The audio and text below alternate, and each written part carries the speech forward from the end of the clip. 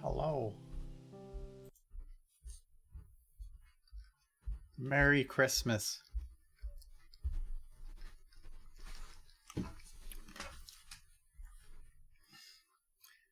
It's a Christmas miracle, I can see. It's a, God has blessed me with the glasses I bought years ago. Yes. All right. All right. Hello. Merry Christmas. And happy... I don't know. How many different holidays are there during Christmas? I can't remember anymore. Like Kwanzaa and Christmas and Hanukkah and... the three primary ones. Festivus. Is that a real one? It's from Seinfeld. Oh, yeah, right. I think, what was it? We were supposed to air your grievances with others or something like that. I can't remember the full details of it. Holiday. No, it sounds amazing. You know, my gift for you this year is anger and animosity. I believe it. There you go. Hearts warming. That's what day it is. Oh, well, yeah, there's that too, I guess. Anyways, so I was going to do something maybe special for the stream, but because Tuesday with Kyle here, we really didn't do any of the normal stuff. I thought I'd just go back to doing it today for those that are just interested in progress and stuff. So, Festivus, isn't it? I only remembered that as of like a couple days ago. But anyways, I hope you guys have had a good Christmas. And for those that haven't been able to go out to meet family, hopefully you've had some kind of social time, and maybe this can help make up for it. If not, then I'm sorry. I do my best. So, yeah, Mike's hair isn't blue. It's Christmas, so red. Yeah, welcome to, I think this is someone's nightmare, but it's... There we go. No, so I thought I would make it red. I tried making it like a red and green, but that like makes me the Grinch, and we don't want to do that. Do you want me to try with that one? Yes. All right, we'll see. I gotta be red. I don't know what color this is going to be when I do it though. Oh, it's just red again. Oh, that's actually the wrong direction. Purple. Come on. It's teal. There you go. Oh god, that's so bad. Yes, but I'm red. You have to be green. This is Christmas. This is so bad. Can I turn this up? What? It's What, like make it more green. If you want more green, you're gonna need to turn no this more one green. bright. I need to make it brighter. There we go. Oh my god. I look like I'm radioactive. Can I turn this one green? Because we need more green. It would. We need more green. If you want to see what it looks like, it's gonna be bad. It's push in the dial that's on the far right. Push it in. Yeah. There we go. Oh my god. Look at this. Christmas. It's not Christmas. Christmas colors. It looks like I got food poisoning. You have jaundice. We'll leave it. We'll leave it for a little bit. Merry Christmas, everybody. That is. Oh my god, this is actually like painfully green over here. Hold on. It's fine. I'm the Grinch now. Look at me. There. Is that a little? That's a little better. Okay. Radioactive boy. You've done the impossible. Got a Series X. I'm using that power to make a large ship skull. Well, wow. That's Our faces are green. It's red. It's wonderful. well, or maybe that one was red. No, then we would be like. We'd be red and green. So you got to take the right dial and you got to rotate it until it suddenly flashes red because it doesn't do anything other than RG and B. Keep going that direction until it goes red. It's up. There you go. Actually, that's pretty good. I like that. See? Okay. I'm all red now. Hold on. I'm a little bit more green. Okay. Michael, like Michael said just before the stream, that we have entered like what the 7th layer of hell, and that's where we are now. So, anyways, welcome to stream. I hope you guys had a good Christmas. It looks like Luigi got an Xbox X. That's pretty cool. This is a horror show now. No, this is Christmas. It's Christmas. I have RGB lights. I'm going to use them for RGB. Did anybody get anything neat for Christmas or give something neat for Christmas? That because sometimes to me it's almost as exciting to give, like when you get like that perfect gift for somebody, it's almost as much fun to give it as it is to get something for Christmas. Fitbit Versa 2. It's not a Versa 2, but I got Fitbit on right now. They're pretty nice. Yeah, I don't have anything counting jewelry. my steps. Is that like the candy necklace? Oh, thank you, blah, blah, blah. And Merry Xmas to you as well. Crisis Christmas. I have not done anything for Christmas actually today. I was supposed to go and meet my family yesterday morning for the holidays because there's a bunch more to it, but it ended up being that for the larger family, it was just better to split things up. So I was just going to go and go with my parents yesterday for Christmas. Then a big blizzard came through and the roads were absolutely horrid yesterday. So I did nothing. And so we're doing it tomorrow instead. So as of today, I woke up and I've been on the internet all day. I have not done anything for Christmas. It's felt like the most un-Christmas Christmas.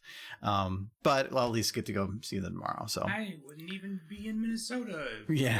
For current things. Oh, okay. I see what the jewelry is. Can't stay because I'm up at 7:30. Okay, well, when you leave, see you later. Thank you for coming and thank you for the sub. That's great. Merry Christmas. Got a new iPhone to better watch your streams. Well, I hope that wasn't the only reason. That's an expensive little toy. For that. And only your streams. Just for streams, yes. As soon as the streams are over, it goes into the washing machine to clean it because it's been dirtied by my stream. Gotta watch all the recordings. Somebody's gotta watch them. Well, thanks for the follow, Raccoon.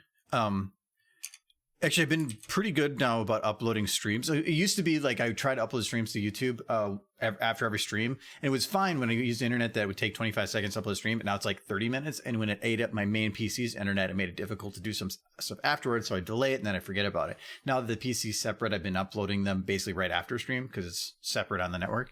And there's usually like a few dozen people that watch it, like even just right after the next day. And that doesn't sound like a lot, but when it's like a 2 or 3 hour stream to basically jump on it the next day, I actually think it's pretty cool. So I'm going to try to definitely keep up with that. And for those that don't know, I do upload all these to YouTube the next day or that evening, and they're usually public in the morning.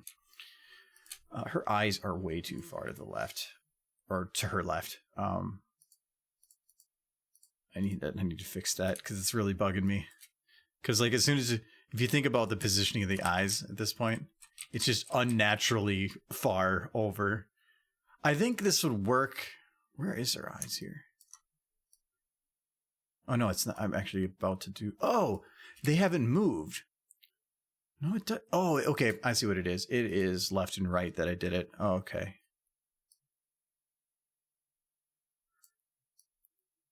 You know what? I can just do this. I'm going to do that. And then I'm just going to drag it a little bit over. Okay, that works. It's subtle, but it works. Merry Christmas, Joseph, and welcome.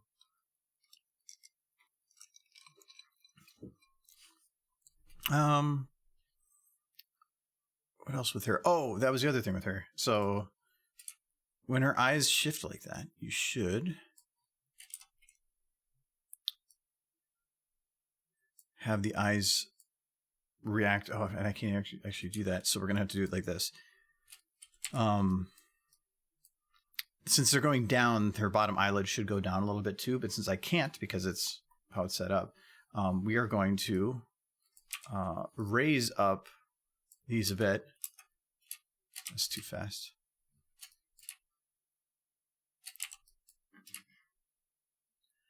I did get a derpy coffee mug for Christmas. So there's that. Yeah, he did get a derpy. He's actually used it for a little bit because people didn't warn him that stuff was coming, so he opened it before Christmas. I did. I'm bad. No, I would have done the same thing too when you're ordering gifts for people and stuff. Like you don't know what's you're coming for you and what's not. So, I know it's understood. One of the things that Mike actually ended up getting me is. Yes. So it's a mic for Mike. So he will have a mic soon. It is not set up now because for one, I don't have an XLR cable for it, so I had to order one. It'll be coming middle of next week. And the arm that I have for it, it can't handle the weight that it is. So and that's the cheaper one. So I ordered another one of these as well. So he will have a voice soon. Thanks for the follow, Chris. Yeah. Otherwise, since I haven't really met anybody for Christmas, that's the only thing I've gotten so far. But it's fine. I'm one of those people that I just if Christmas goes by and I don't get anything, it doesn't bug me. Actually, some of my most exciting gifts I get are when my parents buy me socks. And I've told them that I'm like, I really like when you give me socks because I can get rid of some of the really, really bad ones then, like the ones that are torn up. I usually get rid of them anyway, but they're just getting. I can clear it out to the better ones. And so I used to be when I'm younger, it's like socks. I want toys. Now it's like socks. Yeah. I don't want toys. At our age, if we want a toy, we go and buy it. But buying socks is a chore.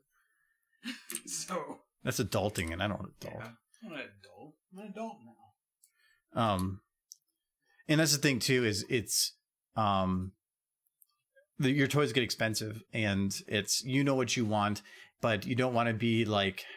I never been a fan of the idea for gifts where you go and say, here's a list with a link to everything that I'm looking to get, and then they get you the stuff off that list.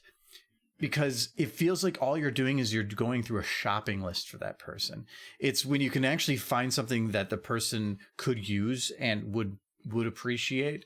And you get it to them without reason. That's to me the great gift. But right now, Christmas is just an exchange of money, and sometimes that money is put into a physical item, but it is still just where everybody balances out to even. But at the same time, the hoodie frustrates me for that stuff. But when you can actually get a legitimately good gift for somebody for Christmas or just really whenever, that's the stuff that's awesome.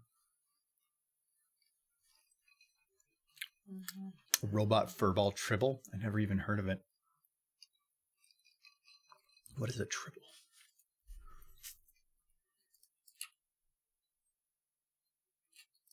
Oh, I probably should actually have a Star Trek thing. Is it? Oh, if is it's that little furry monster from the original Star Trek? Is that what a tribble is? I was thinking Star Wars. I was thinking Mandalorian. I can't remember, but I think it sounds more familiar then. Oh, that is not actually what I wanted for that. I want that going down, but then I want this to go down a little bit to make up for the difference. Oh, Skylight Shepherd. Just try to say Merry Christmas. Well, Merry Christmas. I know it's a busy day for a lot of people, but I know at the same time, because of COVID stuff, that for some people, it's normally a busy day and it's not now. So it's still Friday. It's still streaming. I've been home all day. Take advantage. As a reminder, too, next Friday, stream is not going to be SFM. It is going to be probably Jackbox, because that used to be our New Year's thing. So we'll probably still be doing that unless some technical issues happen, because we're still working out some of the kinks. And but otherwise, that's the plan. So, and that is where people on stream can participate. The people that are on Discord or a smaller group are going to be the ones that get priority spot to actually be in the game. But then if there's any other spots, it's first come, first serve. And for anybody in the audience.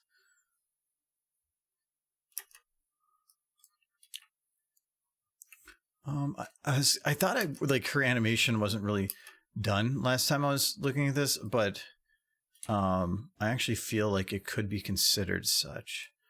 I think what I want to do is just add a little bit of motion to her head. Only because I want to see if I can get her pupils to move.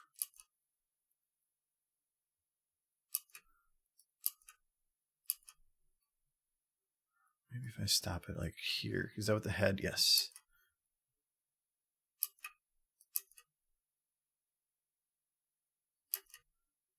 Yeah, I think that'll be fine. I just want to keep I need the pixels of the eyes to move. And even that now, they're not moving all that much, but they're moving. It's just like, look how stationary that eye feels. I'll probably add a little bit of camera motion, so maybe that'll hide it too.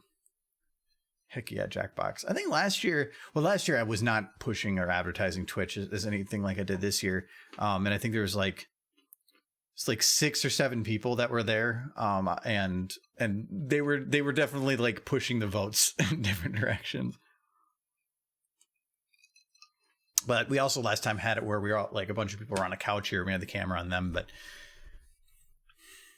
yeah, can't do that this year.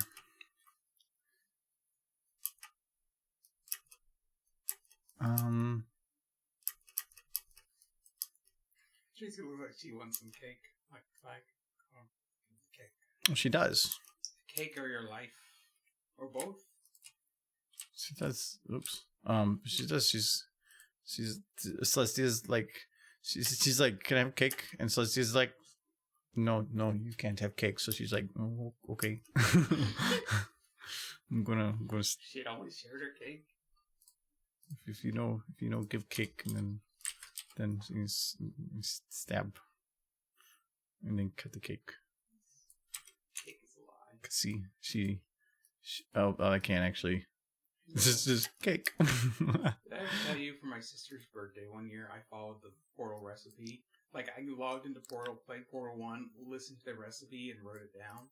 How did that go? Made that cake. It turned out really good. Oh, is it an actual recipe? It's an actual recipe. Like, and I made it look just like that, with the cherries and everything. Really? Mm-hmm. Does she know Portal? My sister? Yeah. Yeah. I mean, it looks like a good cake. No, Yeah, it looks like, is that like, what is this on the outside? It's like a coconut frosting. Oh, really? It's coconut? Yeah. I was thinking this was like chocolate flakes or something. I think there's chocolate chunks in it. I think it's coconut frosting with chocolate chunks or something. And that's just like a dollop of cream with a cherry. Mm-hmm.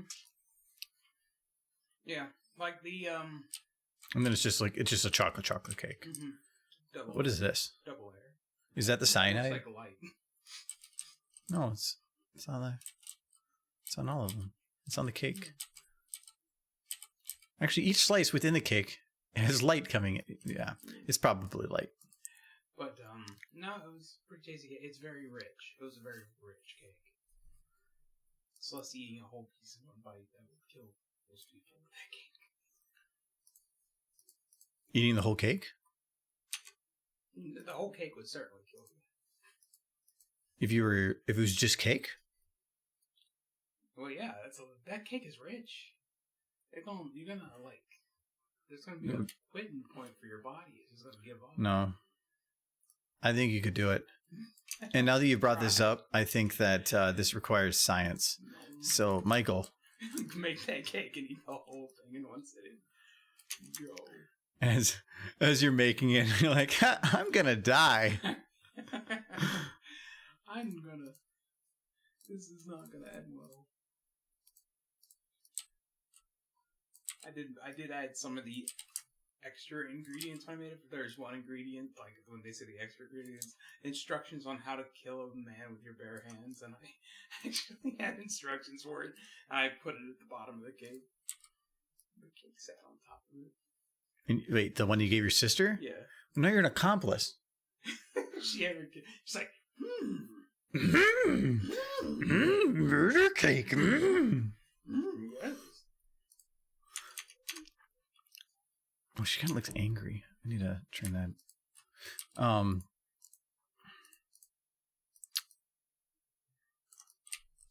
She really wants that cake. Is that better? Yeah, that's a bit better.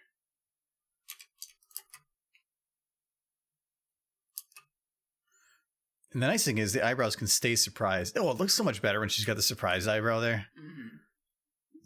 But that unicorn just popped in her special cake time. She's like, you what, mate? Not getting my cake. Like that face works in like a lot of situations. Like when you finally tell your friend about your fetish. Oh, I mean. Wait. Actually, if you do that. Well, that's when your friend finds out about your fetish. That's what that is. You tell him. This is like, oh no.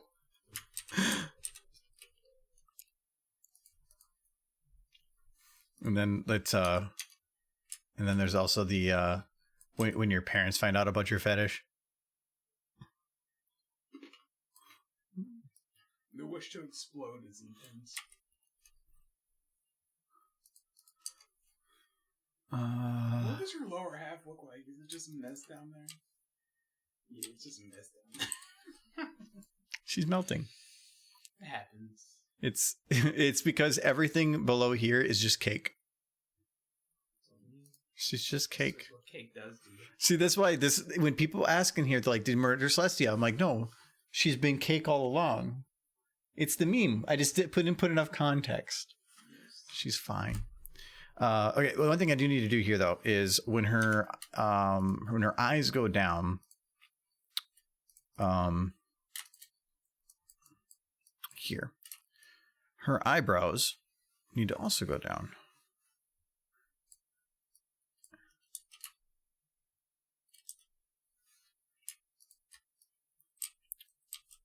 So these, I hate working with eyebrows. I don't know if it's just SFM eyebrows because them being like a separate model and just how they're set up, but I hate eyebrows so much. Because it's like, I have to go through here and like, okay, she's blinking. So now I have to readjust it and then I move it down. Oh no, now it's clipping. So now I have to like move it out a little bit. Oh, but now it's actually rounded differently on the body. So it might actually require turning it just ever so a little bit. Oh, nope, I got to do this eyebrow now too. So let's bring that one down. Up, same situation. Let's bring that one out. And then we're going to have to turn it a little bit. Okay. I mean, that one you can't see as much, but still, I'm perfectionist. So, okay. So now we got that down. Oh, but it's probably also should be like less rounded. So, No, I don't know how to tell you this, but I don't know that horses have eyebrows. In the show, it's this black line that's on the eye. Mm-hmm. When they blink, their eyebrow, because they're doing so many frames, would disappear into that line. And if they are angry or whatever, the eyebrow is merged with it. But when they do surprise or any of those expressions, it will pop up and be separate. That is why I don't always use them. But if it pops up out of nothing to 3D, I can't exactly have the one frame it's not there and the next frame it is on 3D, because it's suddenly like that eyebrow mutated out of her head, and then the parasite snuck its way back in. Might escape like Applejack. And it's also harder to merge it into the existing bit to make angry or whatever. I can kind of make it work sometimes, but then if you make subtle little eye movements, you're having to move that subtly with it. It's so annoying. So I usually just remove them. But in this case, it's easy because there's nothing really going on. It's the same thing with Trixie.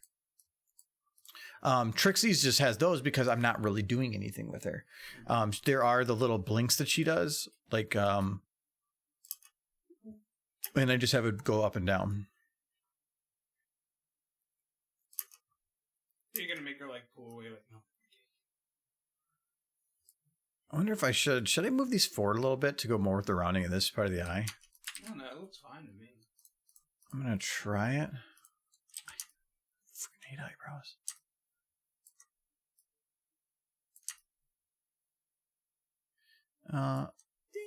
Well, the main reason is when it blinks. Okay, so I think it's fine the way it is. I think what I need to do is take this and just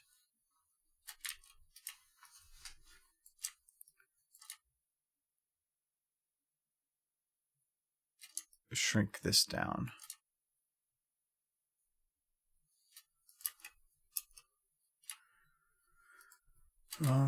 Her eyes hit the max. Thanks for the follow. Div Eternity. I had to read that one.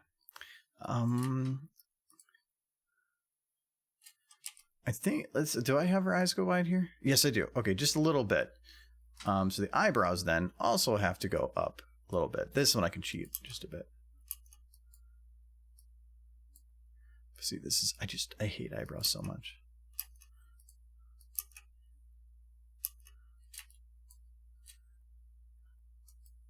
Yeah, that was like 5-10 minutes just for eyebrows. It sounds like not much, but I hate eyebrows so much. Okay, I think that's. Well, should I just 100% her? I probably could.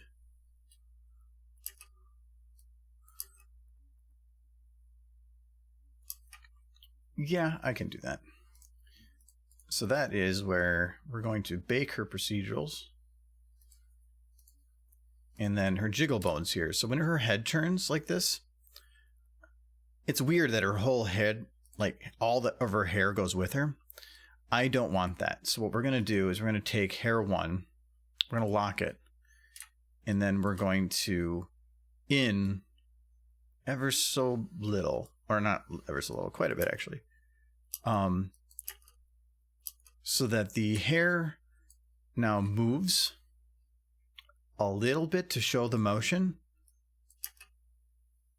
But for the most part, it's her head is going to be the one moving and not the hair. I think I'm going to do a bit more.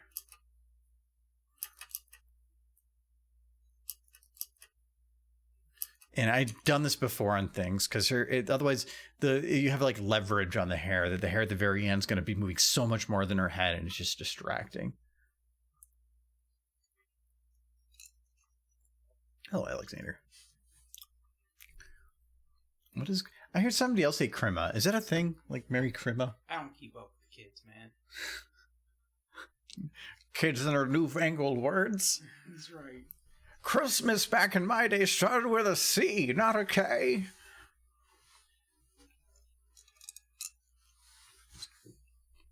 I'm getting to a point. I'm feeling old. And they're like, hey, this is a new meme. And I'm like, no. Kids today and their record players and their colored televisions. Actually, record players did make a resurgence. And I remember. Yeah, I remember being like back in, wow, I was probably single digits. And my parents had a record player and listening to like, Oh, Mickey, You So Fine on Hey, Ricky. Hey, Ricky. Hey, Ricky, you so fine. Yeah, that Mickey. It was Mickey? Yeah, it was Mickey. It was Mickey. You just... It's one of them. I knew the song. It was Ricky but like, I remember listening to that and like other songs on record. And that was because my parents had it. And that was the better way to listen to the stuff at the time. Tapes and stuff existed, but they were still... we just had a record player and it worked, so... Records are nice. They're better. You have a bear that plays Mickey? Well, okay. It sounds goofy. Is it dance too? He said, a bear that plays Mickey? That's goofy. It's a Disney reference. I thought that was a Disney song. What? The Mickey one? Hey, Mickey. Hey, Mickey, you're so fine. I mean, if that's the case, then it's a furry song. It's not, though. It's not. It just a guy's name happened to be Mickey, but it was just at that time Mickey Mouse was the big thing for a kid. So. Yeah. So, I mean, some people being physically attracted to him made sense. What are you making this weird? That's what this song's about. Hold on. Michael. See, that's it. That's the face of somebody thinking Mickey's fine. Wait, hold on. She's not looking at you. There, now she is. Yes. That's the I'm into Mouse's face. Stop it, Michael. There are children here. No, they've been indoctrinated to like Mickey. Too much. There was a big saying that like most of the furries in the world became that way because of Disney movies. Yeah, Disney movies, especially Robin Hood. Yeah, I was gonna say Robin Hood was probably the big one. Like they gave a fox giant boobs. They did. They gave the chicken. No, the chicken is what I'm thinking. The fox wasn't like. The chickens were. Where are you going? Is there a direction you're going with this? No, this is the Disney. This is how Disney turned a generation into furries. I want to see like the writer for the movie from your perspective. It's probably like chicken, big breasts. I mean, every time you eat chicken breast, you're gonna have a different thought now. This is how it starts, and it's all Disney's fault.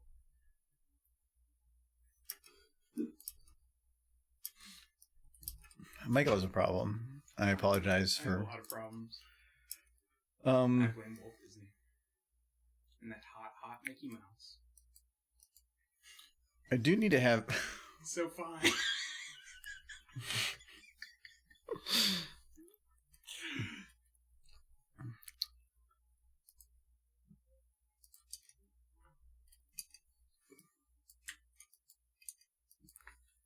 Thank you for staying quiet after that. Because I knew you had other thoughts and you were just refusing to state them. I mean, I wasn't gonna bring up how. No. I don't even know what it is. You're done.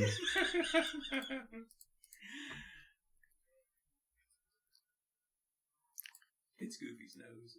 It's pretty impressive. What? I don't know. You're just pulling words out of your head now. Goofy needs some props. That's all I'm saying. Yuck. Go Goofy needs rhinoplasty.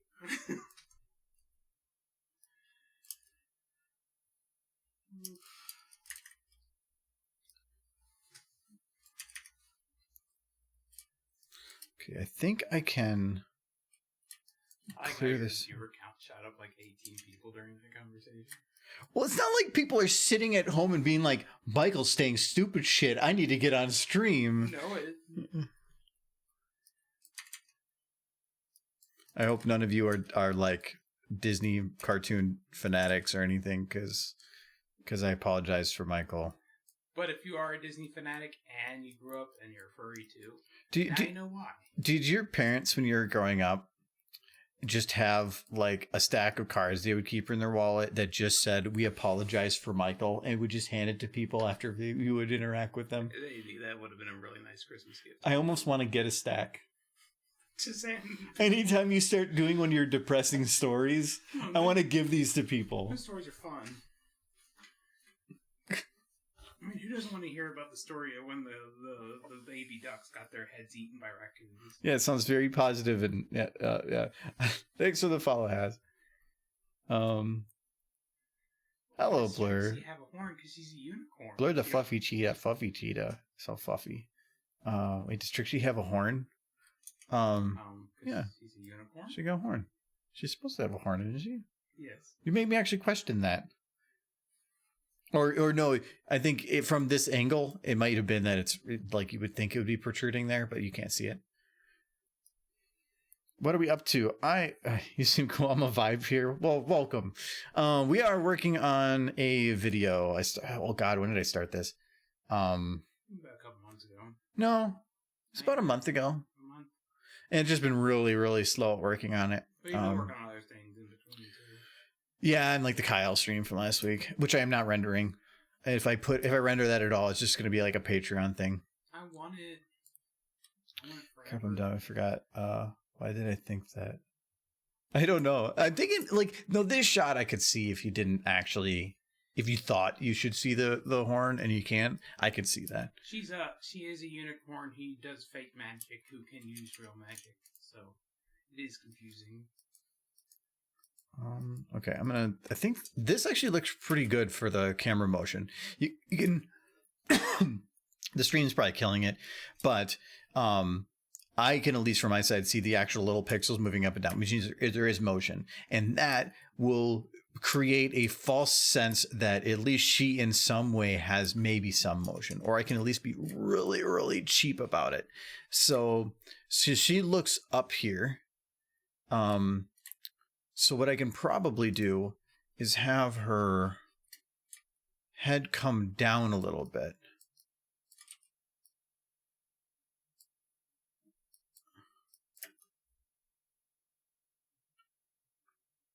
Yeah, that'll work. And then with the camera motion, it should hide the fact that she is not moving it any other way. And I'll be fine, because I do not want to deal with it otherwise. Or I don't, well, not even deal with it. It's like you're putting in all these little subtle motion things that most people are just not going to see in the slightest. So why put the effort in? Okay, and then this is cake. He does curse things. Yes. Do you do cursed stuff? Not purposefully. There's. I'm sorry. Hmm? I might curse you or your family by accident. No, the Thomas the Train licking a book last stream. That wasn't cursed. That was beautiful. It's the ship of the century. Thomas the Tank Engine. I wish I doing at the recent of the book. I wish I could pull it up right now, but I wouldn't be able to because it's sitting over the network, and I would have to eat my network, but bandwidth from the PC that's streaming. So. But yeah, we had a Thomas the Train licking a book with pony eyes. It was probably one of the funniest things I've seen in a while, but it was very cursed. But no, we have accidental cursed, but we don't do purposeful cursed. Hashtag release the video. But I think it's most things. You don't purposefully do don't purposely make curse. Most of the times it's because something accidental came up, or you find a line of thinking that is very, very stupid and goofy, and you just go with it. Yeah, well, the last Tuesday stream was the entire 2 hours was what? It was Thomas the Train and Rathalos going to the military bookstore to learn about military something. We didn't get that far.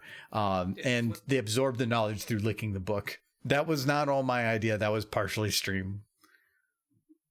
That is how you learn.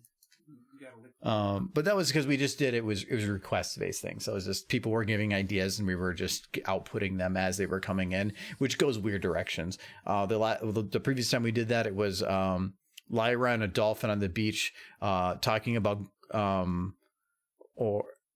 talking about going to war or something, and then it ended up being that the dolphins with Gatling guns were fighting hippogriffs with forks, and then like the princess dropped an atomic bomb on them.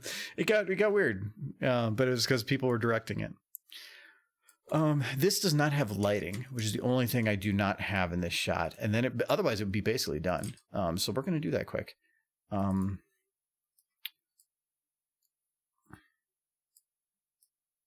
then that will also help direct the lighting for the other shots. Okay, so this one.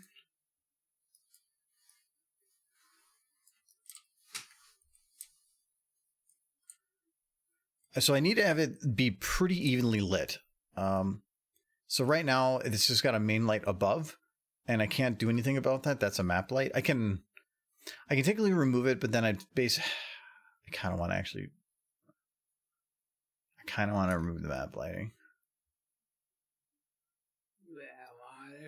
That lighting isn't actually bad. I do kind of like that.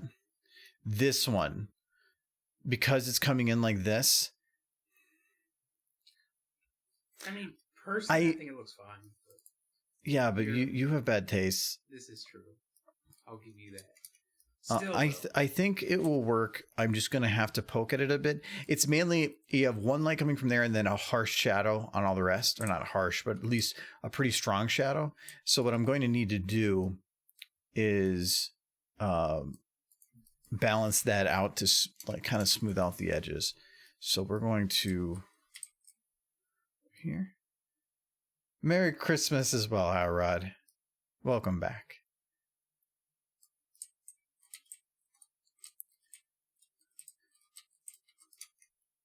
So that's a bit better.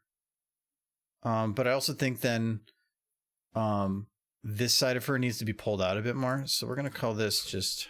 I'm just going to go lazy on naming right now. Where's my finger? Come on. There it is.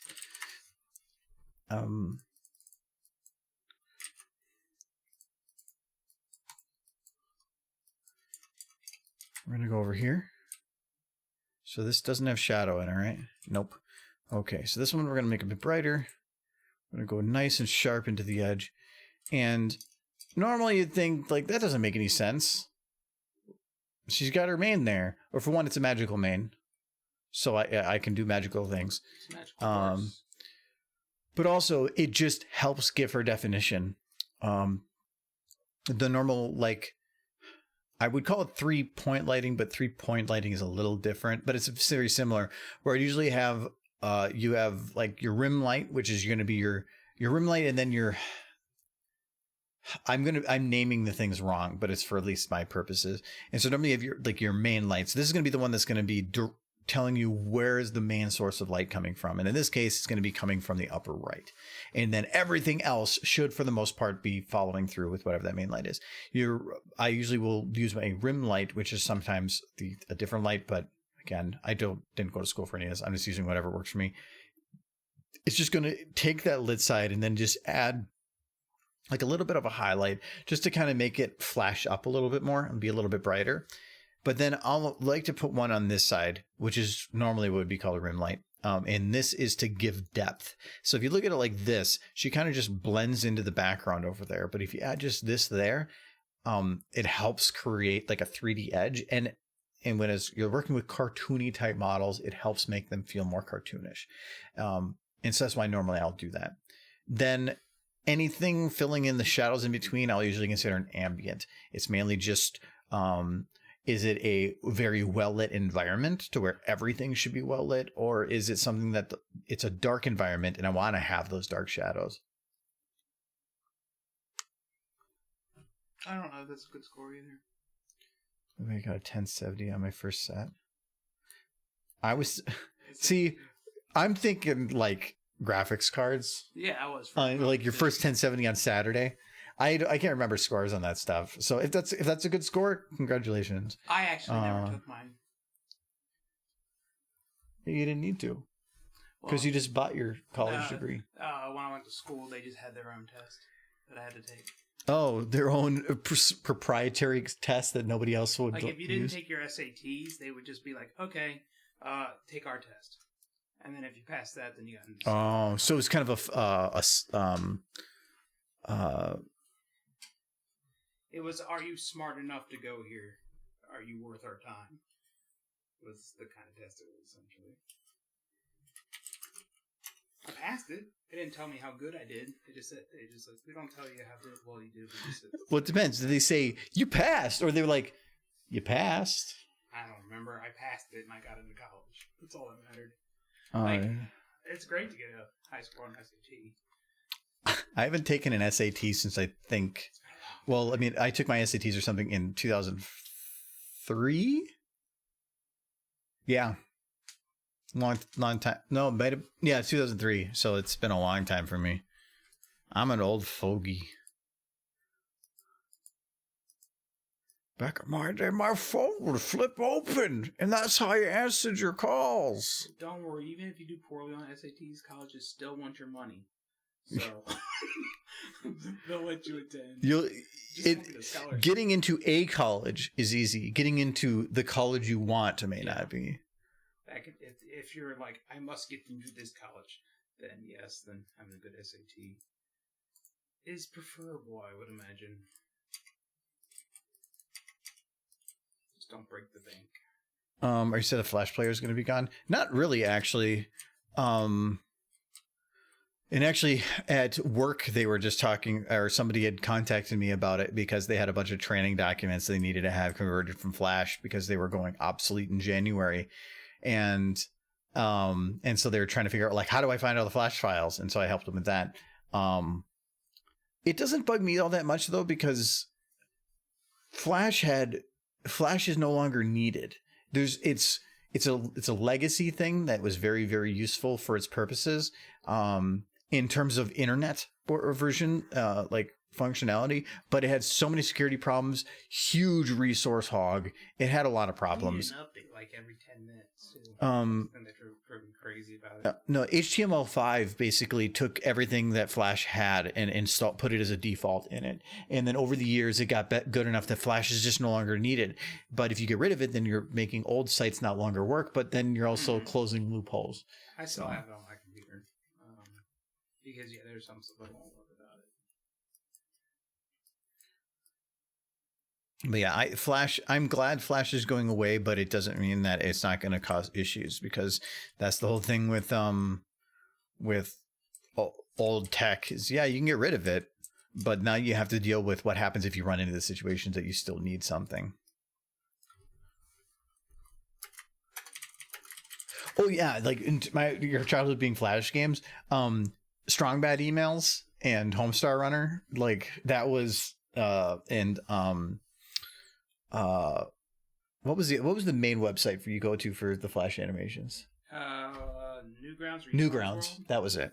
I remember Ebon's World, which was before Newgrounds. I did Newgrounds more than anything, but mainly I was mainly a console gamer, and I really didn't do much on PC for a long time.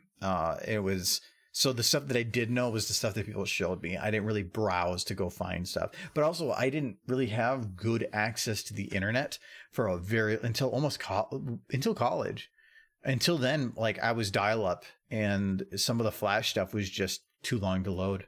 I've been a PC gamer since, like, Windows 3.1. So I had consoles, but I spent way more time on the computer than I did on consoles growing up. A lot of old Sierra games, but I won't get into that. Yeah, I won't get into that. You don't have Michael start on Sierra games, because he will just because all I'd have to do is just open the Wikipedia article and just have him read it, because that's what he's going to do. Just saying. Way better than Mario. No, stop it. So much better. Let me recount the days. He's starting.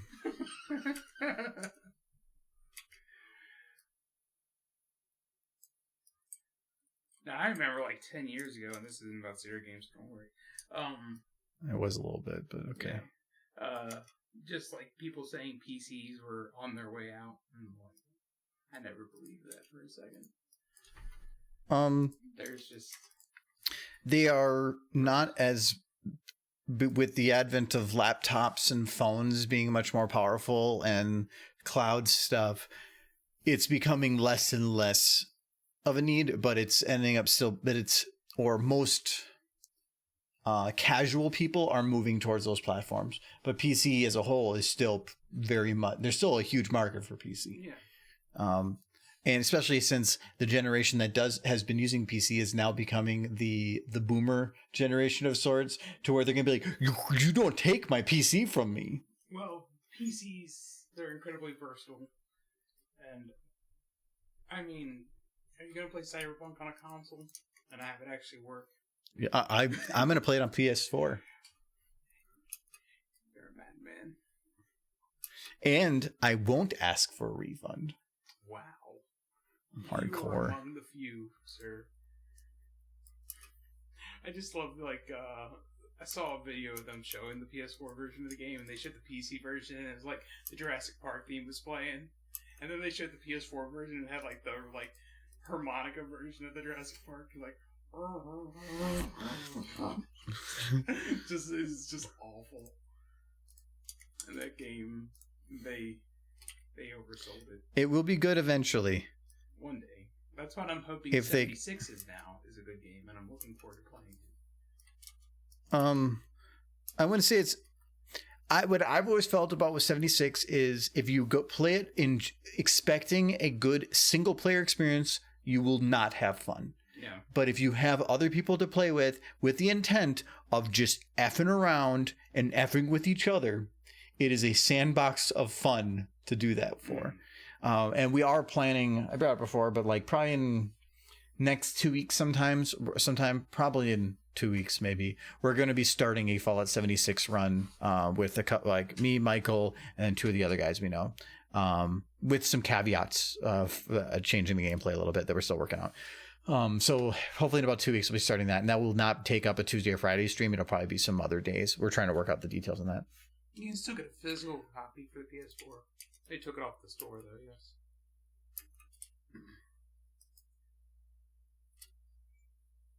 For PS4, they took it off the digital store, and they offered refunds to people that purchased digitally, but I don't...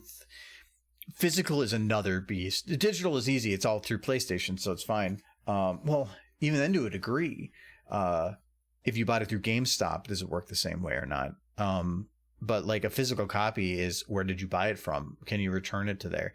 It felt like Cyberpunk was trying to throw a Band-Aid on really quick, but they forgot that they put like Tabasco on it, and they just burned when they put it down. And now everybody started panicking about, how do we get a refund? How do we get a refund on things that were not refundable? And like, the policy has always been for video games that if it's opened, if plastic wrapper is removed, you cannot return it. And maybe that's changed.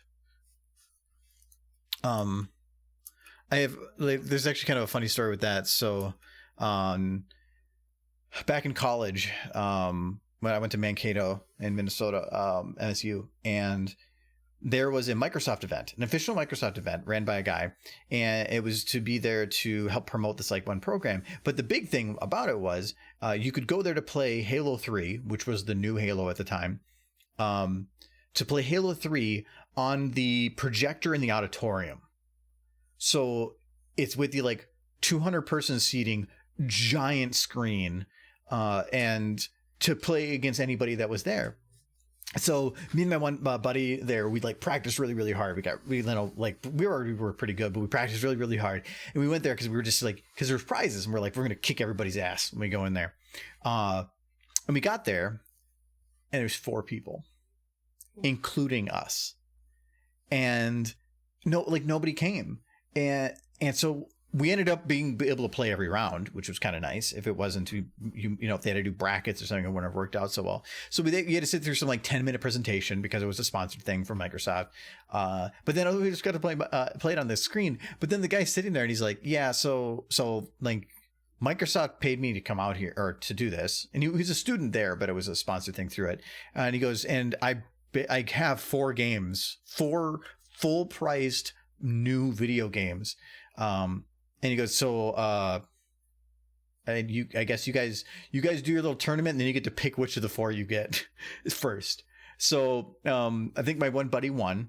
And so he ended up getting one, and I can't remember which one I got, but they were the full $60 video games at the time. And we got them for free, but he ended up, I think, getting Gears of War, and he already owned it, but it was in plastic. So he brought it to Best Buy and told them that he didn't have his receipt and wanted to return it. And they took it and gave him $60. $60. It was great. So, worked out for him. But it was really fun playing that on the big screen. All right, see you later, Gustav. Are you playing on like a theater screen? Yeah, so like if you think about like an auditorium at a college, like the really big ones, it was that giant one where normally they would do other plays, but they have a screen that could come down and they had a projector for it. Yeah. So it was just fun because you had theater sound. Mm-hmm. So like the whole theater was like boom, boom for all the shots. It was pretty cool. That would be cool.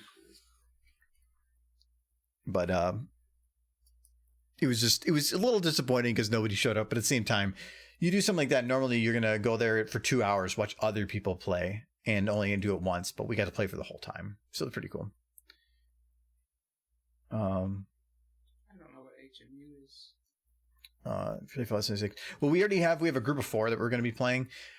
We might do a private server thing, but we have to be, because of Twitch's rules and everything lately. I'm very, very careful about how much outside group stuff can come in because of now their banning of certain words and stuff to where even stating such can cause problems. There's already been some issues with it. People being banned for a week off of just saying a word once. And so until some of this dies down, if somebody were to just jump in and do something that it would still be on me, and I don't want to. I need to be careful on that. So until then, I'm going to be a little careful as to how much outside interaction with people there is. You don't want to pass up your opportunity this time. Think about this. Don't do it, man. Why is it? Oh, I got to left click. It can be modded. I have no idea what would happen if you did that. Nightmares. Nothing. Well, actually, you know what? It might have something set up to like as soon as you mod, it like immediately goes through and like sends everybody a whisper. It's like here's a link. You're special now. No. Adios, bot. Yes, screw that guy. I loved him. Or girl. Oh, I just realized with the tongue, I probably should. Like wiggle. No. No. What? No, it's to bring it down. She wants a cake. She should lick the cake. There's widen. No.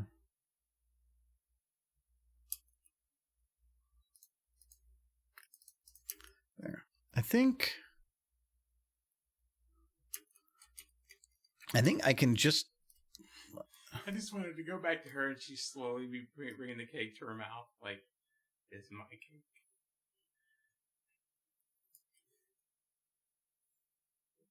No.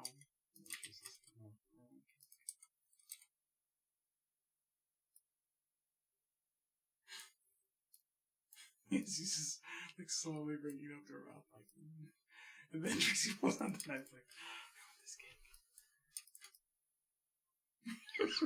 So, that's my cake. Tracy has decided. And then Trixie's like,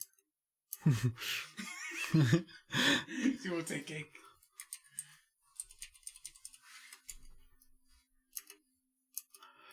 oh, that's the other thing I'm completely forgetting about with her.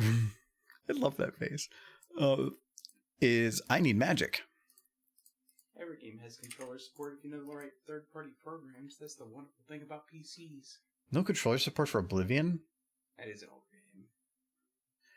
But what's that program That you called? can't call it older game. I got that game after high school on a 360. I'm sorry, but we're old. It was the first game. No, you guys are making me feel old. Oblivion's an old game now. It was a fun game. My name on YouTube is from Oblivion. Yeah. Or at least the idea Elder came from Scrolls playing series, Oblivion. Yeah. And making me feel like a fanboy of it, but I barely play that. Oblivion, I don't know if it was better than Skyrim. I'd say Shimmering Islands is probably my favorite thing in the Scrolls period, but that was the expansion to Oblivion. Oblivion was, I think I put more hours into, but it was just because it was like the first game I got at 360, and I really hadn't done much American style RPGs up to them. So it was just Yeah, it was all a fun thing. JRPGs, and then Oblivion came out. And Banjo-Kazooie. Western RPGs are pretty great. Oh, thank you, Zombifier. Thank you for coming, too. Appreciate it. Thank you very much. I actually played Morrowind first. I never played Morrowind, but I heard Morrowind it was much more roll the dice numbering to where like you could swing at a guy and watch your sword go through and it would say miss. Mm-hmm. And they didn't have Yeah. a lot. There was very little spoken dialogue. Most of it was text, which was fine. Wasn't as immersive though. Immersive. Do you need another drink? Yes. Okay, cool. Give me one too. That's what I figured. What whiskey were you drinking again? The big bottle one. Well, there's only two and not the cheap one. Not the cheap The plastic. glass, not the plastic. You can have the plastic if you want. I'm going to. It tastes like crap. I guess I asked him to do it. Our ice maker likes to keep throwing out more ice after you're done, and yeah. And so then you get a couple on the floor, or some get stuck in the thing, and then they start to melt, and then they fall through like half hour later. Mandragora, there we go. So this, I think we're gonna go medium.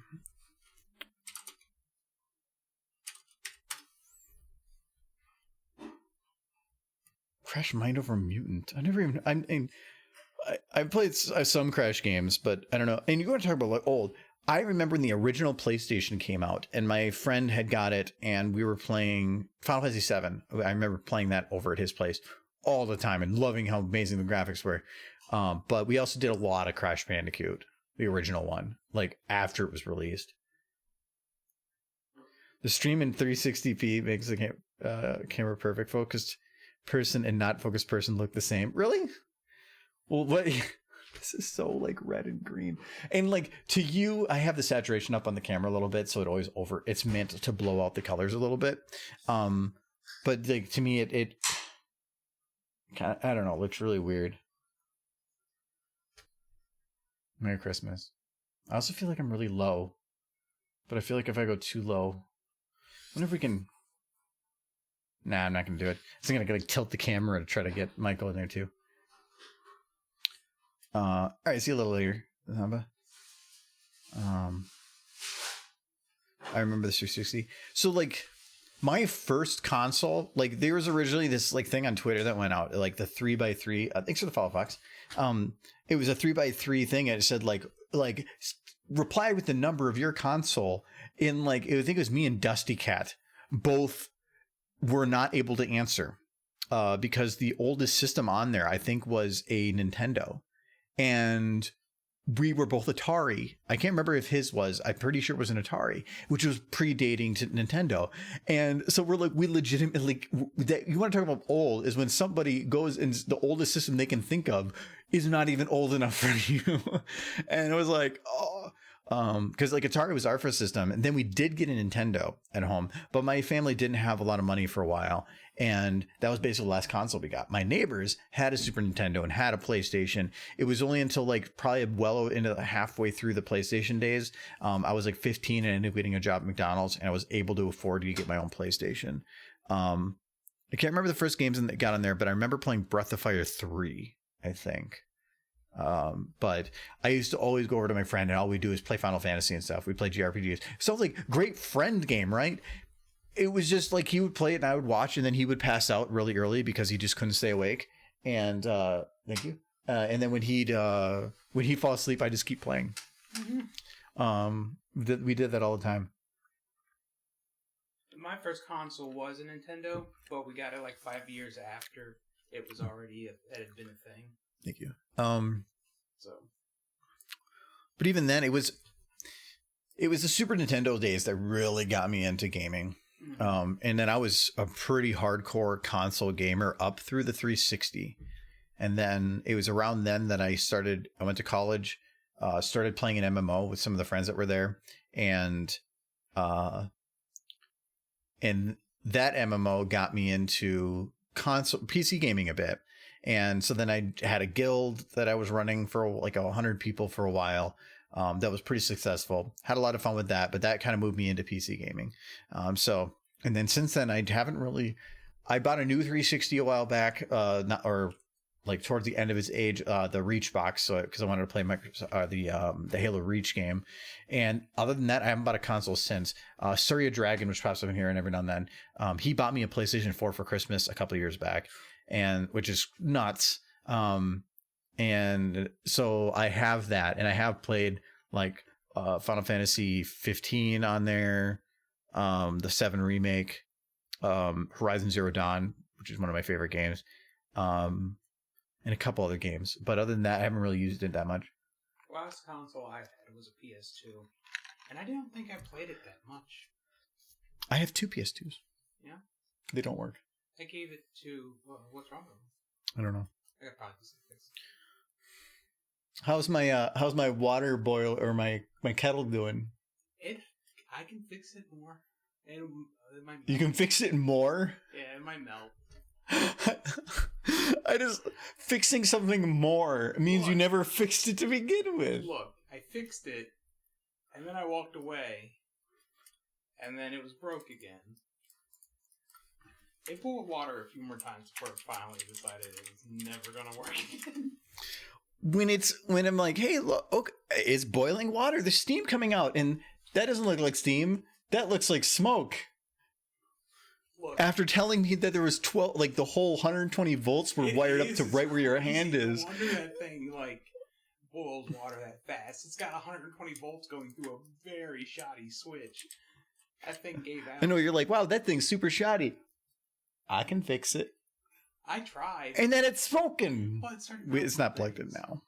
He's already tried to kill me once. I would not use it at this point. Michael's already tried to kill me once, like a couple weeks ago, and I'm thinking he's just trying to do it again. Smoke is just spicy steam. No, you could smell solder. You could smell it was an electrical burn. And I don't use it now. So now I'm making coffee by taking a pot, putting it on the stove, and heating it up. Like a barbarian. Hey, it works pretty good. You should just get a kettle for the stovetop. I've thought about it. Because that electric kettle is frightening. Thanks for the power clockness. Like it got the hot water hot fast. How do you do this again? Why? Oh, okay. So I need to attach the magic to the item, but you attach it to the model, and there's 2 models, which means I can't cross both. So I have to find a separate model to do that. My default for horn is normally a log, and I'm thinking I can probably use it too because it's short and fat, and that might suffice. Actually, I wonder if this will work. I've read 4 of the Fallout Equestria books. I think you've read. You've read. Have you ever read the Fallout Equestria books? I have read. Well, it depends because there's a lot of Fallout Equestria books, and then who considers what canon is really it's 100% dependent on KCAT.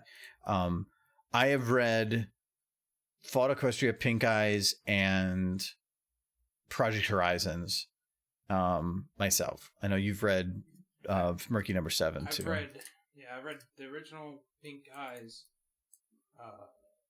Project Horizons, Merchant Number 7, and I read half, maybe not even half of Guides of Chaos, but I didn't like that one, and I have no real intention of going back and reading it. Oh, I started Heroes. I did an animation for Christian Narrator a while ago because he was doing a reading of it, and so I was actually listening to those, so I had a little idea on the characters, but I never really got that far into it. I've been meaning to go back to it, but the Short Skirts and Explosions has started started writing more chapters for Australia, and so I've been going back and catching up with that because I'm a little behind now. Yeah, Guides of Chaos, it was just... My problem with that book is the more interesting characters were all the villains, and the protagonist was killing them. It was very boring. But that's just one person's opinion.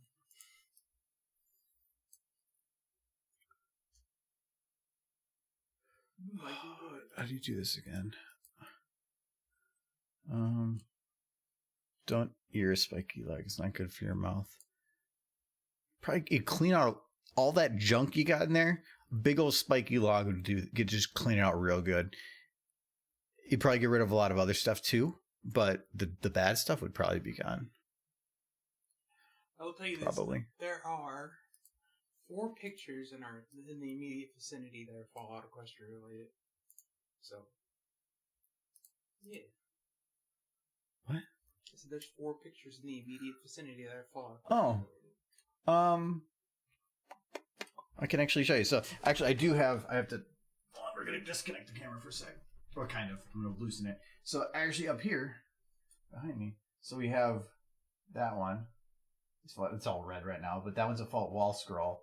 And then those 3 are by Hobbs Maxwell.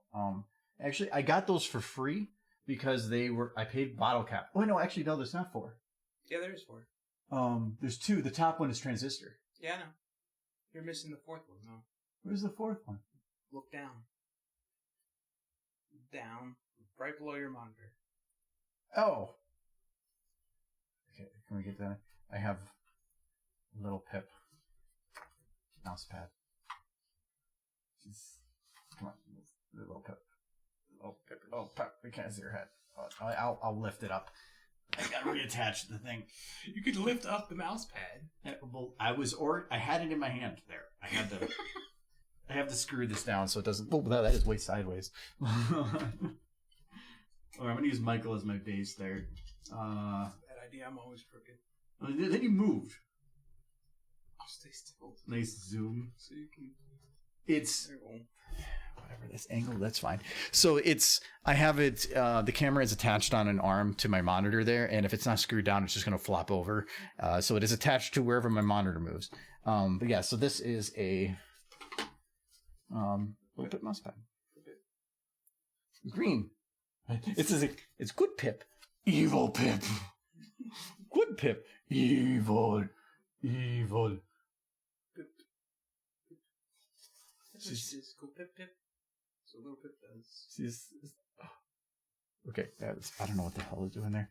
I don't know. I can't remember who the artist of this is. I got this at BabsCon years ago, and I'm actually going to be replacing this soon.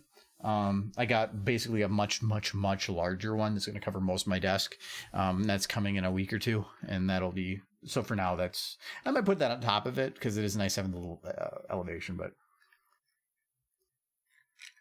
but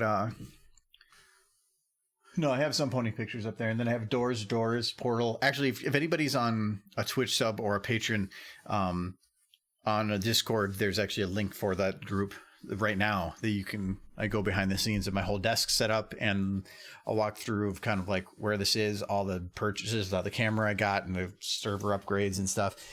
There's a video right now available, and another one soon. I was going to have it out today, and then I changed some ideas for stuff, and now I have to rewrite stuff. So it might be out more like Sunday or Monday. But, okay, so that is... Celestia's Magic is yellow, right? That's elite. Let's go install Mac OS on a Windows PC.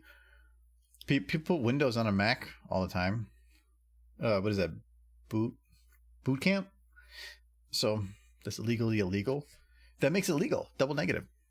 I would think you would have some issues with drivers on some hardware. Oh yeah, probably. PC hardware.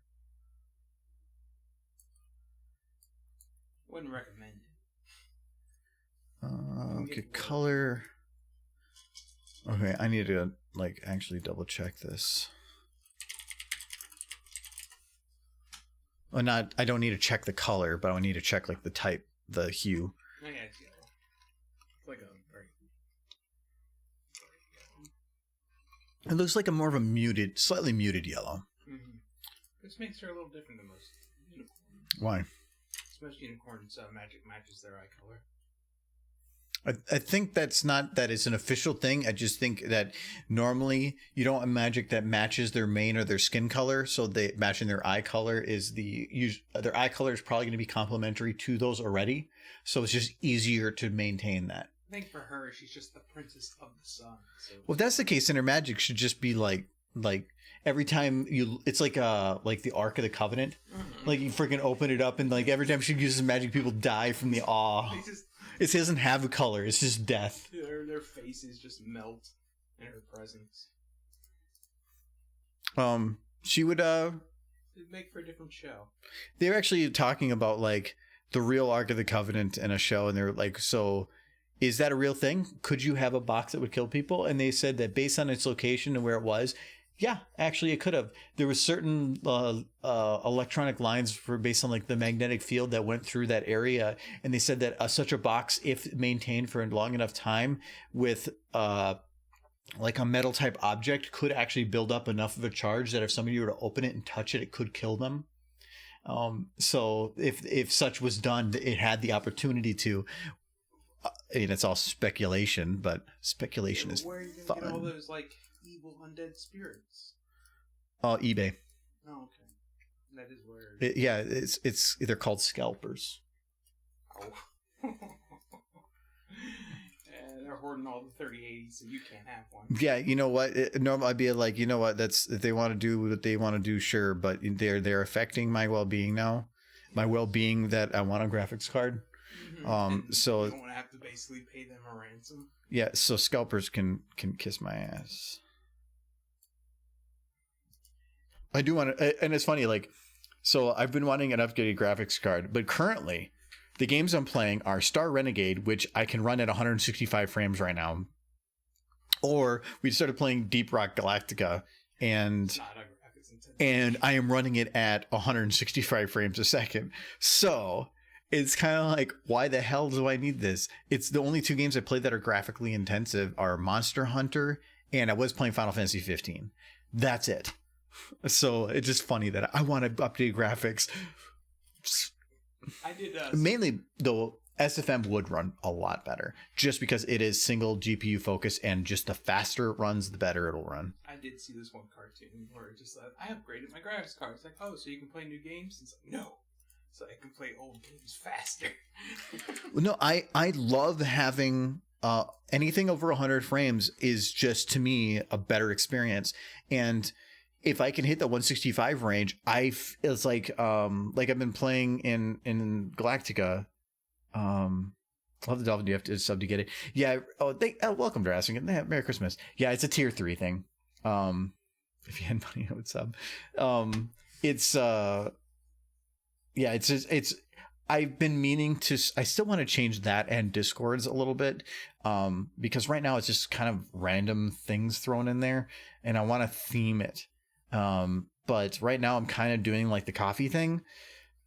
But I want to potentially change that to be something more me focused. And for some other things we want to do potentially by summer, coffee doesn't work as a theme. So I want to... When does coffee not work? I am concerned. We could put coffee in this. You could. Coffee and whiskey would be amazing. Dangerous one. You would just insert anything with whiskey and you'll be like... Yes. Ketchup. Coffee dolphin. Can we mix the ketchup? That's interesting. We can make our own ketchup. Ketchup? Whiskey. No. It'd be amazing. No, there's... I think there's ketchup. No, there's not ketchup in there. You need mustard. Dogs. Drunk hot dogs. Oh, like beer bowl brats is a thing. No, but once you boil it, the alcohol's gone. Not if it's like just in a big. Well, with how you cook, it'd probably be raw anyway. Yeah, it's okay as long as we'll just put it. We won't even cook it. We'll just soak it in like booze overnight and then eat the hot dogs. It'll be fine. No beer. I'm not actually a big fan of beer brats though. No. Nah. Like maybe if they're done right, but the ones that I've had, not so much. It's kind of expensive to do because they gotta do like a whole case of beer. Well, plus just to boil the hot dog. Brats, like being like the big, like they're like a sock of juice inside. Mm. I'm not a big fan of brats. You need to have Mets. No, I'm just not a fan of brats. But like the Mets aren't brats. But then they're not. Then they're not brats. I said I don't like brats. They're like sausage. They're like a sausage. But then that's a sausage. Well, so brats are a sausage. But you're like, you haven't had a good brat. Well, it's not actually a brat, but it's better. It is better. But they back in Cincinnati, they always had them together, like in the same package. It would just be brat, met, brat, met. What is met? Met is a better version of a brat. What? But you said it's not a brat. It's not. It's met. This is very important to understand. This sounds like another three-way controversy where it's like three-way spaghetti. It's definitely. And you're like, no, it's not. It's a Cincinnati thing, yeah. Okay. Okay, if you're allowing Cincinnati to have that stupid shit, Minnesota gets hot dish. No. Then you don't get hot three-way. Hot dish is just casserole. Yeah, and three-way is just spaghetti. Chili and cheese, Cincinnati chili. Yeah. Yeah. Boiled down to basically just being spaghetti. It's chili. I had it just yesterday. With no. Cheese. Well, yeah, but you just had the chili. That doesn't count. That still makes it chili. But then it's chili. It's not a three-way. No, it was two-way. That's just called sex. It was better than sex. It was Cincinnati chili. Is that its logo? Like its slogan? Better than sex. It's Cincinnati chili. Mm-hmm.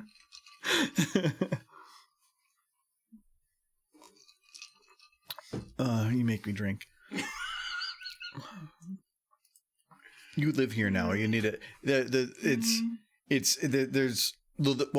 probably more, but the main two things: it's not casserole, it's hot dish, and it's duck, duck, gray duck. What other things have you noticed that are very well compared to Kentucky, which means that most things are different, but that are excessively Minnesota? People here they're less quick to clean up the snow. They just kind of live with it. Like we cleaned it up. It is not cleaned up. Those roads outside the house are still destroyed.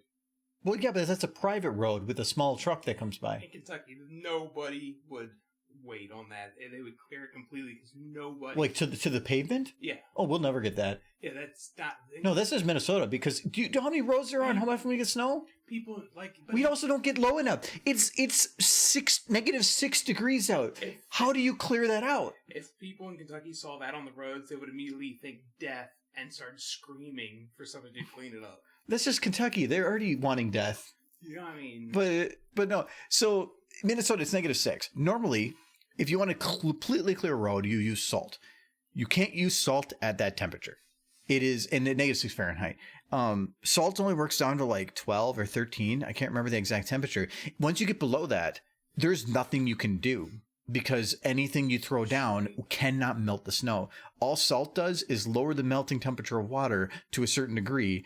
And so if it's 20 degrees, you put salt on it will make the water melt at 13. Or the water freeze at 13 instead of 32. When it's 20, it will melt. Well, here's the thing, though. Out here, all the drivers who are scraping the roads are professionals, right? Out in Kentucky, everybody and their granddad has a fix to the front of their trucks, like their old 1986 Toyota rusted piece of crap. They have it so that it's set up that put a scraper on it, a road plow, and like you'll just be like just a regular person just driving down the road back and forth to work will have that on the front of their truck, so they can they say they don't have to worry about slipping or sliding. And what's the difference between those two? What? Slip and slide. One's a slip and one's a slide. What's the difference? One you slip, like whoa, and the other one you slide, like whoa. It's completely different forms of whoa. There's definitely like first one is only like a level 2 whoa. One's an accidental whoa, and the other one's like a woo. Oh, excited. Yeah. Like the enjoying like it. An intentional slip. Intentional. Yeah. There's a slip, which is an accidental, but an intentional slip is a slide. Don't die. Don't let this be your last lesson in life. It slip, it didn't slide. See, that was a slip. Slipping all over the place. Alcohol in your lungs is probably not a good thing. No, it clears out the COVID. Oh no. All right, so I think that works. I think it's still a little bright though. Does it seem a little bright? I know it's Celestia, so you would think her magic would be pretty spectacular, and it is the muted yellow. So it's that her magic would be spectacular. And she's like the princess / queen of the land. But how does it make her magic different? She can move the sun. Yeah. Yeah. But it doesn't mean that like she's like by grabbing the fork that is going to melt all the atoms that are contained within. That fork is blessed. That fork has gained like temporary sapience to appreciate the moment of being. It's screaming in pain. Yeah, that too. That too. She gave life to that fork, and it wishes for death. She's not levitating. She gave it life and the ability to fly. And then she also stated that give me cake or you will be murdered. She simultaneously gave it the ability to fly along with a fear of heights. So it's a tit for tat. Yes. That fork wishes for nothing but death now. I think, well, the only thing I don't like about this right now is that this little bit's poking through. Yeah, that's a bit better. I think I'm going to call that good for it. So it can't keep. So I had the fork locked to, or the magic base locked to the fork, but I can't maintain it locked because magic doesn't work that way. If I lock it, it's fine because I don't have it moved right now. But if it's normally locked to that object, it doesn't work because it's using 0 values, which then mess with the magic. Monty Python and the Holy Fork. This sounds like the sequel that we need. And thanks for the follow, Jay.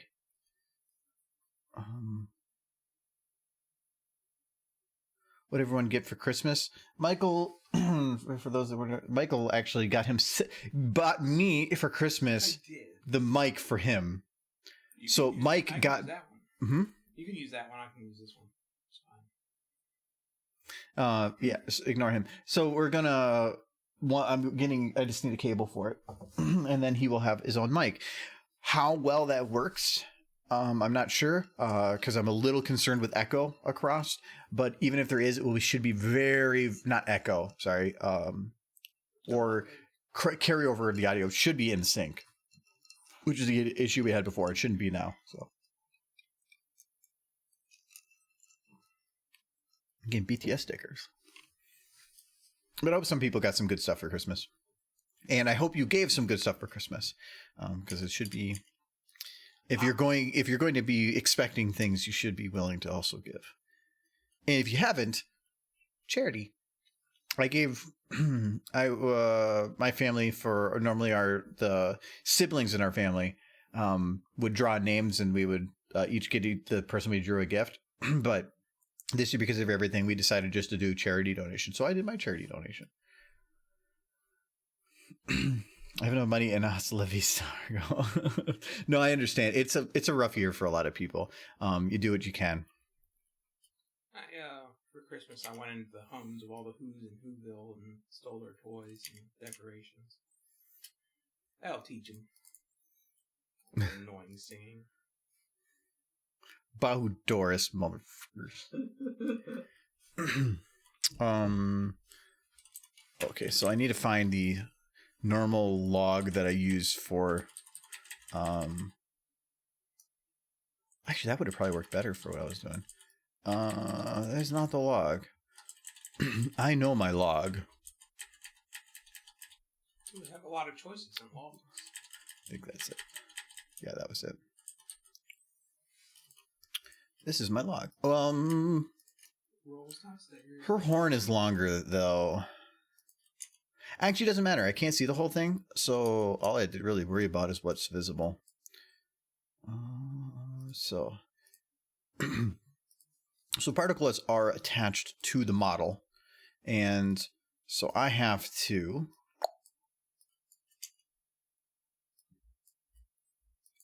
and it's done.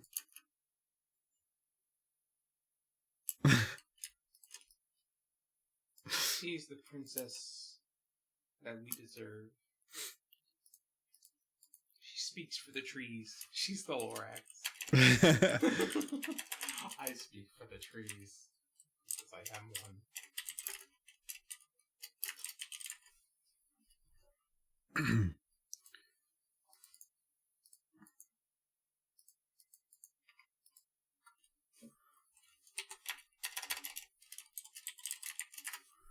Okay.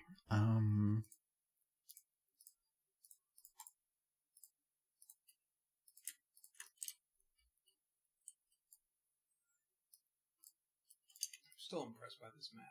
I love this map. It has some uses for sure. Like they got some of the rooms down from the first 2 seasons, I guess. They're down to the letter. That's plenty long enough for the horn. Normally, this log goes into their head quite a bit, but this one I just have to actually use the full thing. Mm-hmm. Okay. And then this, I need to detach it from this one. And then reattach it to this. So to copy to a model, I need to go in here to the model, children. I have to copy this. And it copies a lot of information. It basically copies everything in this directory. And then I go into this one. And under control models, I right click and not paste special as reference. So I'm not pasting the information from it. I'm pasting a pointer to it. So anything I change in the one still copies over to the other one. And then it is not going to work right now because it is locked. But I think I'm good to unlock, because when it is locked, a lot of its values in here are 0. And so a magic particle assumes that any of the values it's pulling on a locked item are where the values that it should pull directly. So it's pulling 0, 0, 0. So the magic is sitting at whatever 0, 0, 0 is, which is way off in the middle of nowhere, or its default location somewhere else in the map. That's not what I'm looking for. So I have to unlock it to have it show. Otherwise, it doesn't actually show up. Once I unlock it, now it's actually pulling in legitimate values and it knows where to actually go. It's kind of annoying because if I'm not done animating yet, it means I can't actually see the magic live. I have to lock the horn to it to make sure everything moves right, and then it will not work right. Whatever, it's stupid. And I don't use a horn model because it doesn't matter. I'm just gonna be like, good anyway.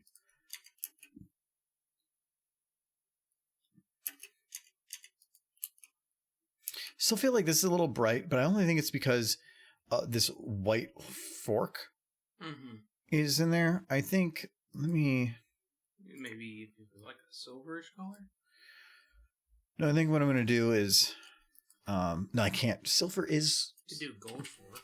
I'm just going to no, because then it would be really hard to see. I'm just going to decrease its particle count, and that helped. It's not as bright now. Use a plastic fork, just clear plastic. She gets all the fine silverware Kinko's. No, you're here. You're off it. If you want to like link to your YouTube stuff, you can feel free to. Sure. I just don't like people that like come on here for the sole purpose of putting a bunch of links out there and then never coming again. So it's better than to just say no to everything, but then allow it here and there. So yeah, if you want to, that's fine. But first, tell this guy that if he clicks your link, he could become famous. Because... But it has to be a bit.ly link. Yes. It's a bit.ly. I think I can just call this shot the first shot that is done. Huzzah. It is done. And even these, like, all they'd have to really do for these shots is... You could bake the model, I think. No, I think this one's already baked. Then turn it green. Yeah, it's already baked. No. Because it's not lit yet. Not what? It's not lit yet. Oh, it's lighting. You need to light Trixie.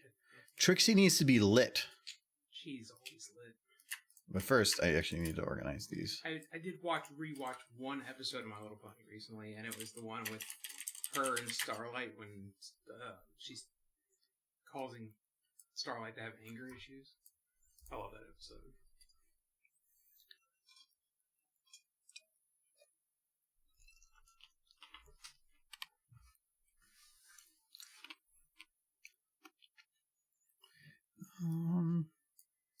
Okay, so I need the one. I like to do at least one shot out of anything where you do the full lighting. It's the reason that, like this one, it doesn't look that good right now because it's not in the map. But you want to do the full one of all the lighting because that helps you direct how all the others should be lit too. And in this case, now I at least have a decent idea as to how everything else should be lit. So now I have an idea for this.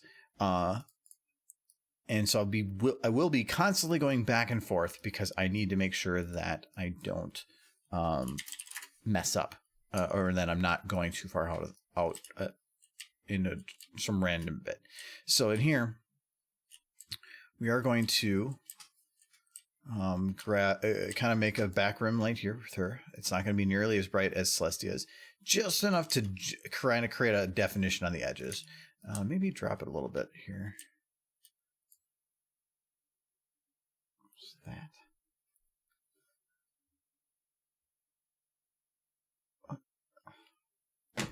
Whatever, stupid font stuff. Okay, so that's kind of a nice little rim there. Actually, you know what I can do? I can just go to here. Can't use the exact same light. But that is not even the right.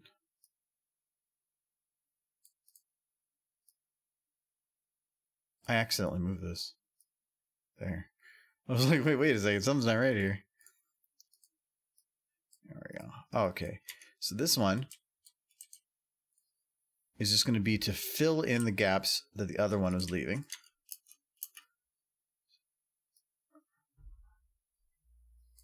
I feel like this needs to be a little brighter.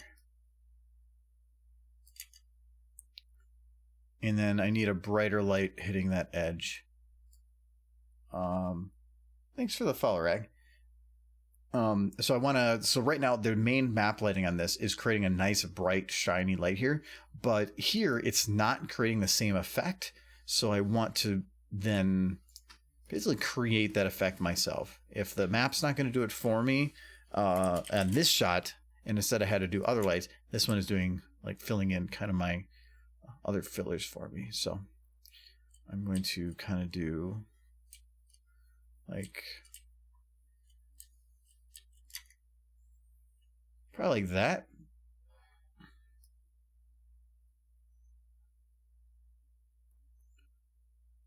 Probably a little brighter. What I think is impressive for watching you animate this, and I look back at like some of the old videos for Toy Story, like the animation there, they couldn't actually work with the models because they were too resource demanding to actually work with the actual models that were used in the final render. So they had like stick figures. that were super low poly that they worked with, and then That's what they do now. well, you don't have to do that. Well, if I was working with that kind of quality though, or it's all the ray trace bouncing and stuff, no, I would not be running. I'd probably be running like stick figure stuff. Really, I would think computers could handle using the actual models. Now, I think that you'd have more visual cues using the actual models. You can do better representations probably with very, very rough like SSAO type stuff, but it's better now for sure. But I mean, that's like saying like, wow, why couldn't the Apollo ships run Crisis? No, I know that the computers back then couldn't do it. Like, your computer now is more powerful than anything Disney had. The supercomputer was probably beefier. The actual final render computer probably was stronger than what I have. Yeah, I think it took they said 2 warehouses full of computers that the render. Yeah, that combined was probably still stronger than my computer. Maybe. I mean, computers have come a long way in 20 years. They made them efficient and smaller, but if you take what took up an entire floor before and come back down to that size, I'm pretty sure that's where we're at now. How long do you think it would take your computer to render an hour and a half? Of what? Of video. Of this? Yeah. What's how much is going on in the scene? Toy Story levels of stuff. A couple hours of frame. So 6 months. How long is Toy Story? Is that something you can just get? An hour and a half. Like it now? It's around an hour and a half. No, you said an hour and a half. Mm. If it comes up with 90 minutes, I'm going to be pissed.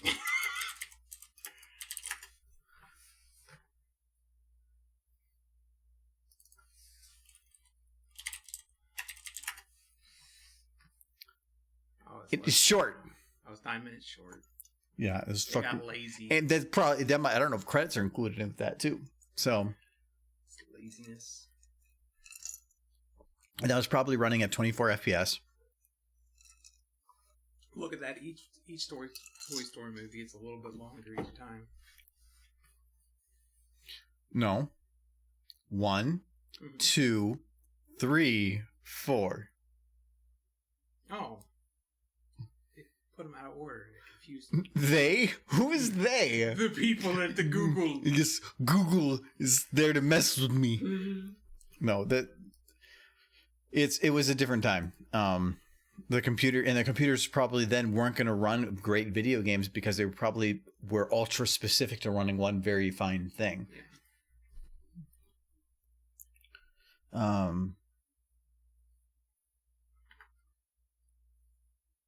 Doesn't Trees need to have magic too? No, she does. Yeah, for here, technically yes. I could get away with not having magic though, for this shot, because in this shot, her horn is hidden behind her head, and the knife is going to be hidden behind her. I really would, and even then, even if even in the smallest little aspect that a magic would be floating around on the outside to be seen, I still wouldn't want to have it, mainly because it would be a distraction. It would be something popping up to be visible. But that does remind me that any of the lighting I put in here should still be here. Her head is dark. I should have probably these 2 lights, not the rim, because the rim is going to be way too bright. But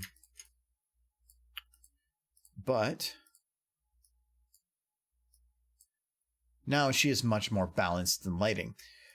The nice thing with this rim lighting that I put in, and I've actually shown this before, but I feel like this is still kind of an important thing because nobody ever really noticed this that I know of, is I'm always trying to be ultra specific with the lighting to make sure that as much of the stuff that I do is accurate from one shot to another. But I've done stuff like this. If you look in this shot, the light's on her right side, very, very bright, darker on her left, not much rim light at all. This shot, left is where the light's coming from, and it's dark on the right.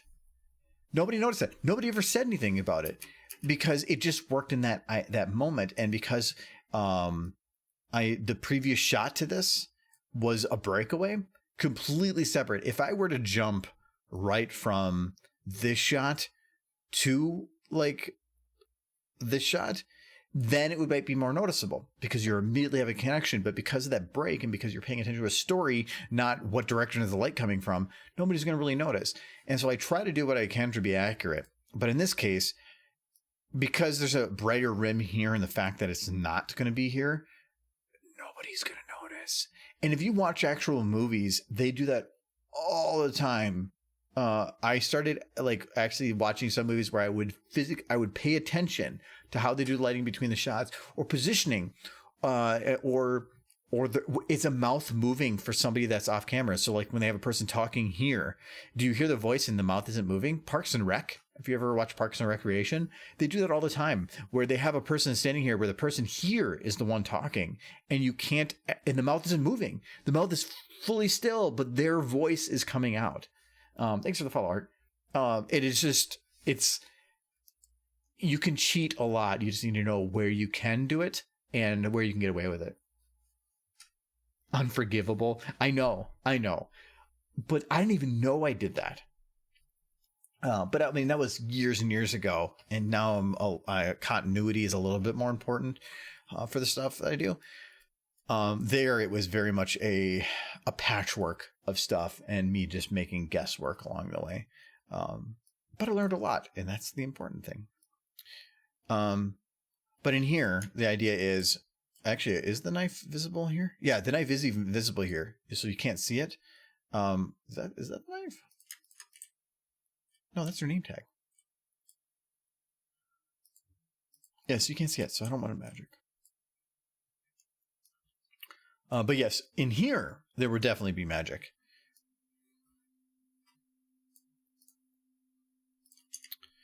That does remind me that the knife itself should have some floatiness.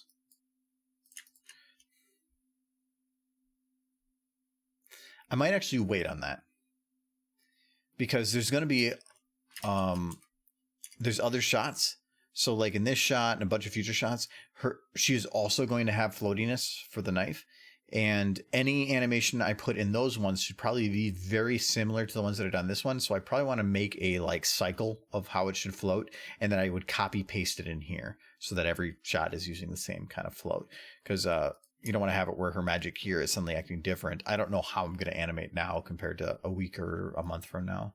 And my goal is to have this video done in January. Probably by like third week. So I want to have this out then for reasons. So, but actually doing pretty decent. I think there's just a lot of lip syncing, but I want to do that in my own time when I finally get the motivation, which is not often, but how long is this skit going to be? It is. Oh, so if you want to see, actually, I can show you basically what the full plan is for it. If you ignore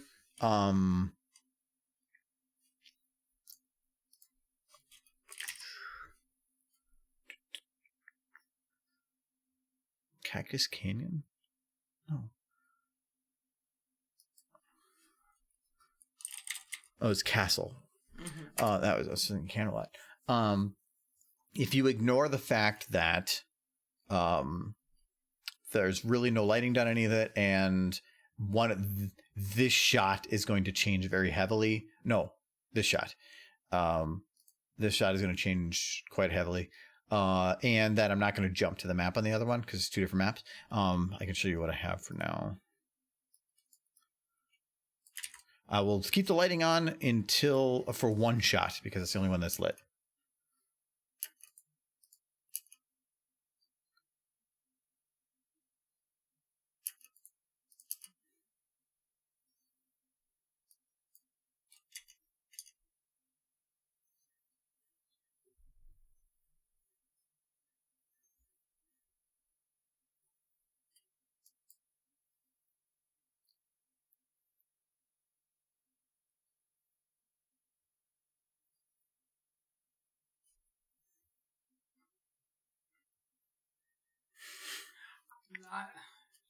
There is one little thing. Remember, if they're listening, what? No, go on.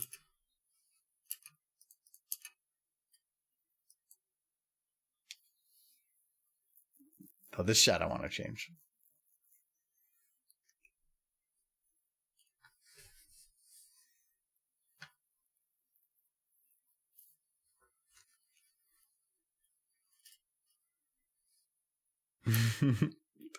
This is so cute. She's like murder, little lots of murder. So yeah, that's the idea for what it is right now. It's probably going to have a little bit of time added to the end for end card YouTube stuff and some other stuff that's going to pop up starting next month.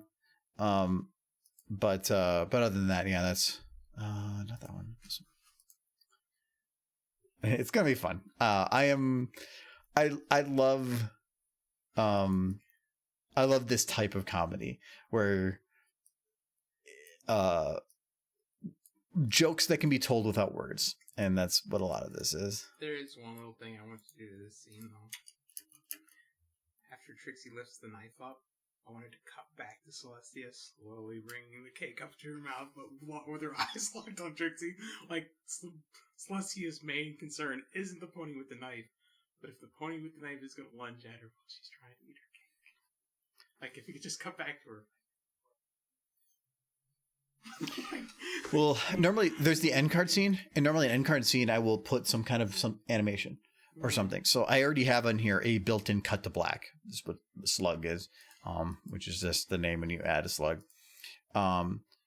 So I have to add something in here afterwards. I've thought about adding Celestia just sitting in front of an empty plate of a cake with no cake there and like a broken ketchup bottle. Because then you'd be like, see, she's not dead. There was no murder. There was murder, but it's funnier. This ending is like the Mass Effect 3 ending that was updated and ruined the whatever. I'm angry about that. Anyways, so I do need to add something at the end there for the end card. I went back through my YouTube and I was adding end cards to videos. So like end tutorials for a while, basically. So when you hit the end of the video where I start saying, hey, if you're looking for other tutorials, blah, blah, blah, that actually pops up with a link to it. You're surprised how much traffic that drives. And so I was going through and doing that. And I have so many videos that I end like the video on something that's visually needing something that covers the whole screen. And it's like impossible to add an end card without covering up something. I'm angry at myself for not knowing of something that I would never know about. So now I built everything and for like 10 to 15 seconds to have an end card at the end. Sees a lot of money voice actors. Well, and like in this case, well, if I don't mind paying a voice actor for their work. Not only are you helping support a voice actor, but then you're also getting good custom work for something. The main two reasons I don't is, for one, you normally it requires some kind of a custom audio bit. And I haven't really written a joke. Most of the jokes I have are audio bits that already exist, and I merge them together to make a joke out of it. I didn't write it. It's just been an idea that I just flow into. And the second is that also requires that I would have to get in contact with somebody and set something up. And I tend to change my mind on a lot of things. So like this one, I'm pretty committed at this point. But I've had other ones, not for voice actors, but for other type of work where I start working on it very little. But not much can be done until something comes in. And by the time that custom piece was made, I changed my mind and I'm now going about something else. And so I have some custom stuff made by people. That is the case. And this was earlier on when I didn't have funds. And so a lot of people did it on volunteer. And when you have somebody that does something on volunteer and then you don't actually use it, kind of feel like an ass. So because of that, I have been very particular that if I need anything custom, it is when I am in a position that I will use it. Especially if it's a free thing, because otherwise, it's a lot of work that somebody put into for nothing. And but if it's a paid thing, at least they're getting paid in that regard. So if I choose not to use it, they're losing any potential exposure that might come out of it. But at least they're getting something out of it. If it's a free thing, though, that bugs me. So I tend to shy away from that because I'm just afraid of running into that situation. But I don't have any issue with helping people out like that. So one reason I'll never use that 21.ai stuff. Thanks for the follow, Miles. because there's voice actors out there that especially during all this COVID stuff, they need support. They need help. And that actually reminds me too. I mentioned this before, but if anybody likes the remembrance,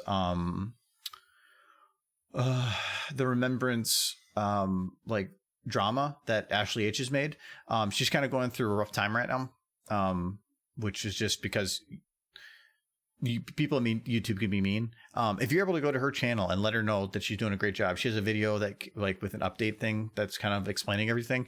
Go there and let her know she's doing great and to keep doing what she's doing. To keep doing what she wants to do, because it probably means a lot, especially when you're kind of going through a rough time. So if you want to keep seeing great things from her and just the other creators in the community, let them know. Not just any one community, but any community. It feels like one negative comment outweighs 1,000 positives, and so you just got to spam them with positives to help out.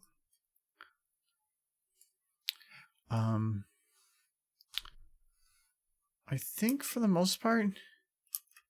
Oh, I got the camera and magic, yes.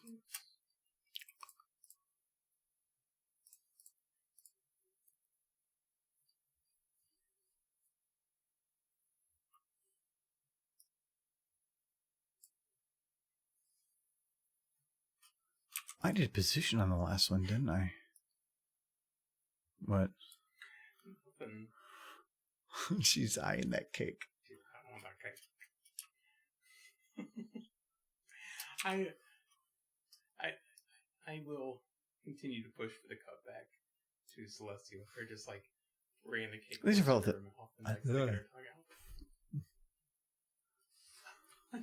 Like, no, because the whole thanks for the follow, Taker. The whole idea for the joke being though that is as soon as she pulls the knife, that it just immediately cuts and then immediately goes to like something happened in the middle there and we're not showing it. Yeah. Which was that she texts. It's like the idea that the ketchup. Biggest concern isn't the unicorn with the knife. It's that this unicorn with the knife might interrupt your cake eating. It is a very important thing. Sugar is delissimo. I had quite a bit today. Sugar? Yes. Go get more sugar. No, I ate the 2 cookies and a brownie. No, that kind of. Throughout the day, yeah. Well, go get more booze. Do you want more? Grab me a mead. If you want to like splash that with water and put it in the sink, and then if you can bring me like a nice warm towel, and then if you could rub my shoulders, and then. Let me take your mead and go upstairs. No, I want my mead. My mead now.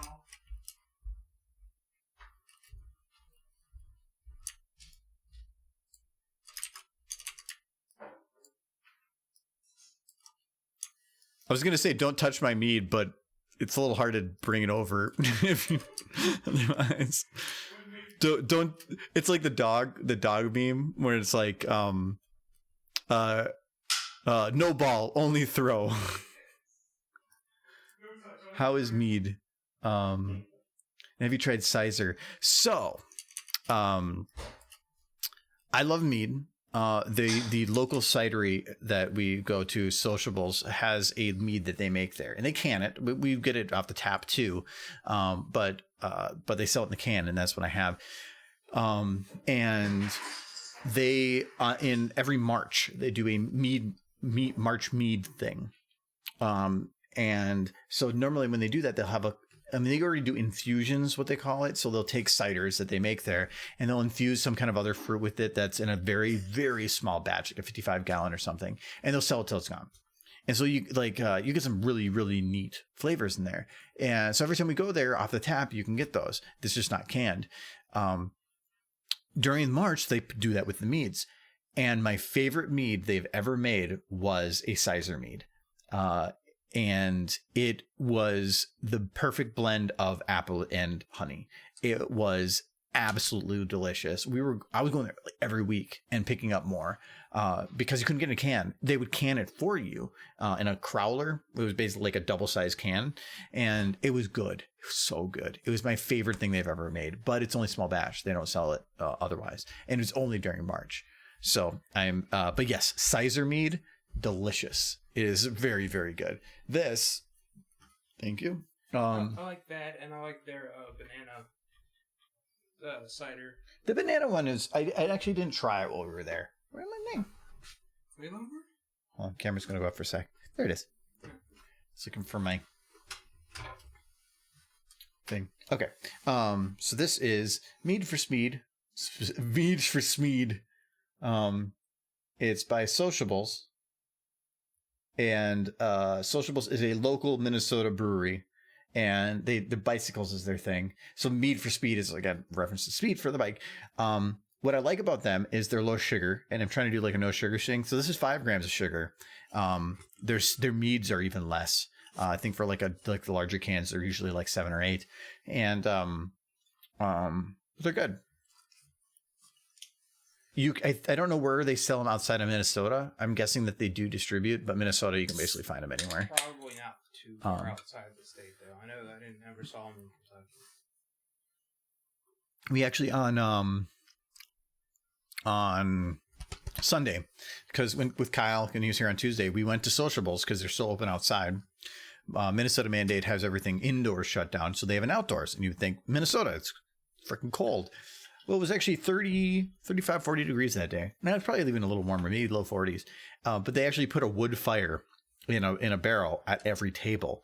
And so we got there when they opened, actually before they opened. But we came back when they opened, and they had a wood fire set up.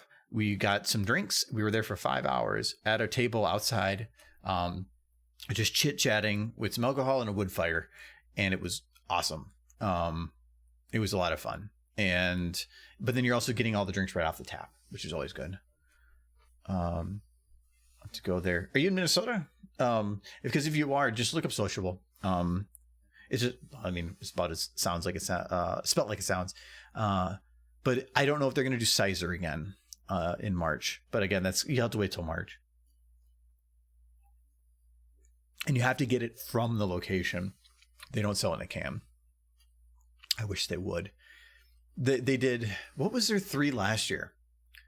It was the Sizer, and then it was a Piment, which is like, it was basically grape mead. But what was the third one? Whatever it was, I didn't like it as much. I know they've started doing a lot of hard seltzers too. Yeah, that's Squaz. Yeah.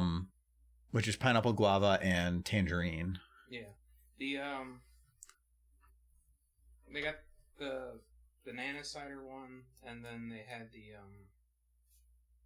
honey cider one, the Sizer. And then there was something else, some other kind of mix, but I'm drawing a blank on it too. Was it plum? Maybe. That sounds really familiar. I don't know if it was that March, but they did plum. Yeah. Maybe? You know what would be really good would be like a peach cider. I'm not a big fan of peach. No.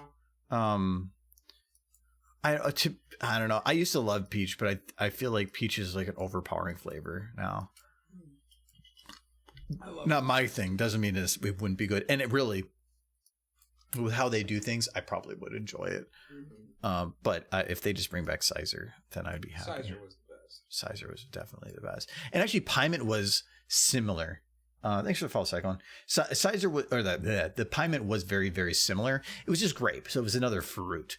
I actually would pick up kind of a mix of both of them from the cans and go back and forth just so because if you have the same thing over and over and over again, you're probably not going to enjoy it as much other than if you mix things up. Like I've been getting the same coffee beans for a while, and I've been meaning to switch to another bean every now and then just so that I don't burn out on the same flavor. Even if I like the flavor, if I keep doing the same thing over and over and over and over again, it's going to lose some of that greatness. It does remind me they did have a coffee cider. I wasn't a fan of. Java Press. Yeah. It's a coffee cider, but they pull it from local beans and it's brewed in the cider. It is pretty good, but you have to be, if you're a beer fan, it's good because it does kind of a beer-esque flavor. Thinking of beans though, I get all of my coffee from Driven, and if you are interested in getting some good beans from a local place, I mean, it probably wasn't local to you. They're a little bit more expensive, but I think they are good. But if you like good coffee, they are selling all their beans at 20% off using the coupon code Christmas Tree, all lowercase. So if you are looking to get some good coffee beans, they deliver for free. I think anywhere in the US. And my favorite right now is the Mexico Chiapas. I can't remember. I don't know what that said. But yeah, just type in Christmas Tree, no space, all lowercase, and you get 20% off. They are pretty good. I enjoy them quite a bit. Are you hearing this, Driven? Sponsor this stream. I've been buying from them now for probably about eight months or something, and I probably go through about 3 bags a month. So it's like $45 a month I spend on coffee. But I have 2 cups a day, and I make it myself. I put a lot of time into it, and it's an experience that I enjoy, so I feel it's worth the investment. They have hot cocoa? Wouldn't surprise me. Do they have hot cocoa? It wouldn't be the beans. They'd probably How is it? Is it good? I don't know. They had a single originals. I only see coffee. I also only see coffee. I could check it out later, but oh, nice. Because I've been big, at least, especially for the coffee thing. You type cocoa into the search bar.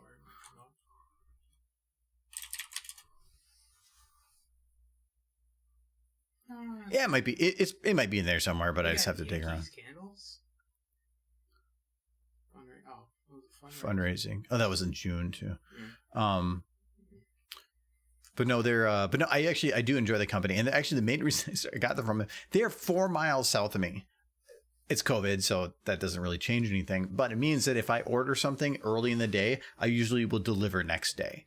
So if I'm like, oh, I'm out of coffee, they'll really, they roast, any bag I've gotten from them has been roasted within 24 to 48 hours of when I receive it. So if it delivers tomorrow, it was probably roasted today or the day before. Normally you want to wait about 10 days to get the most out of it, to let some of the CO2 escape.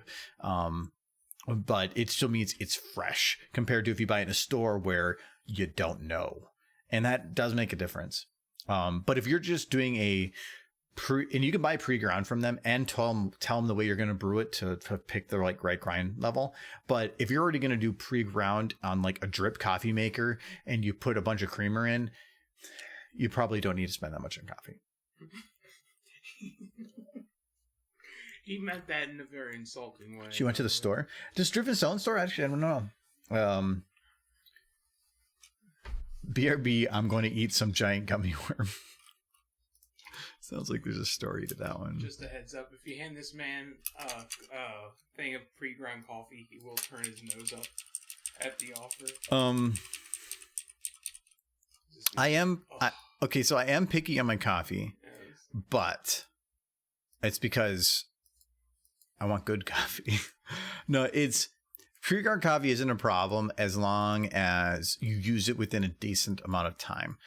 I don't, and so like off the shelf, already pre-ground. So Driven or a place like that grinds it for you, they're probably going to grind it, bag it, and send it to you. So it's only going to be within like 24 hours. If you go and grind it and then it sets in a container for a month or 2 or 3, then there's a problem. Because it is going to oxidize and you're not going to have as good a coffee.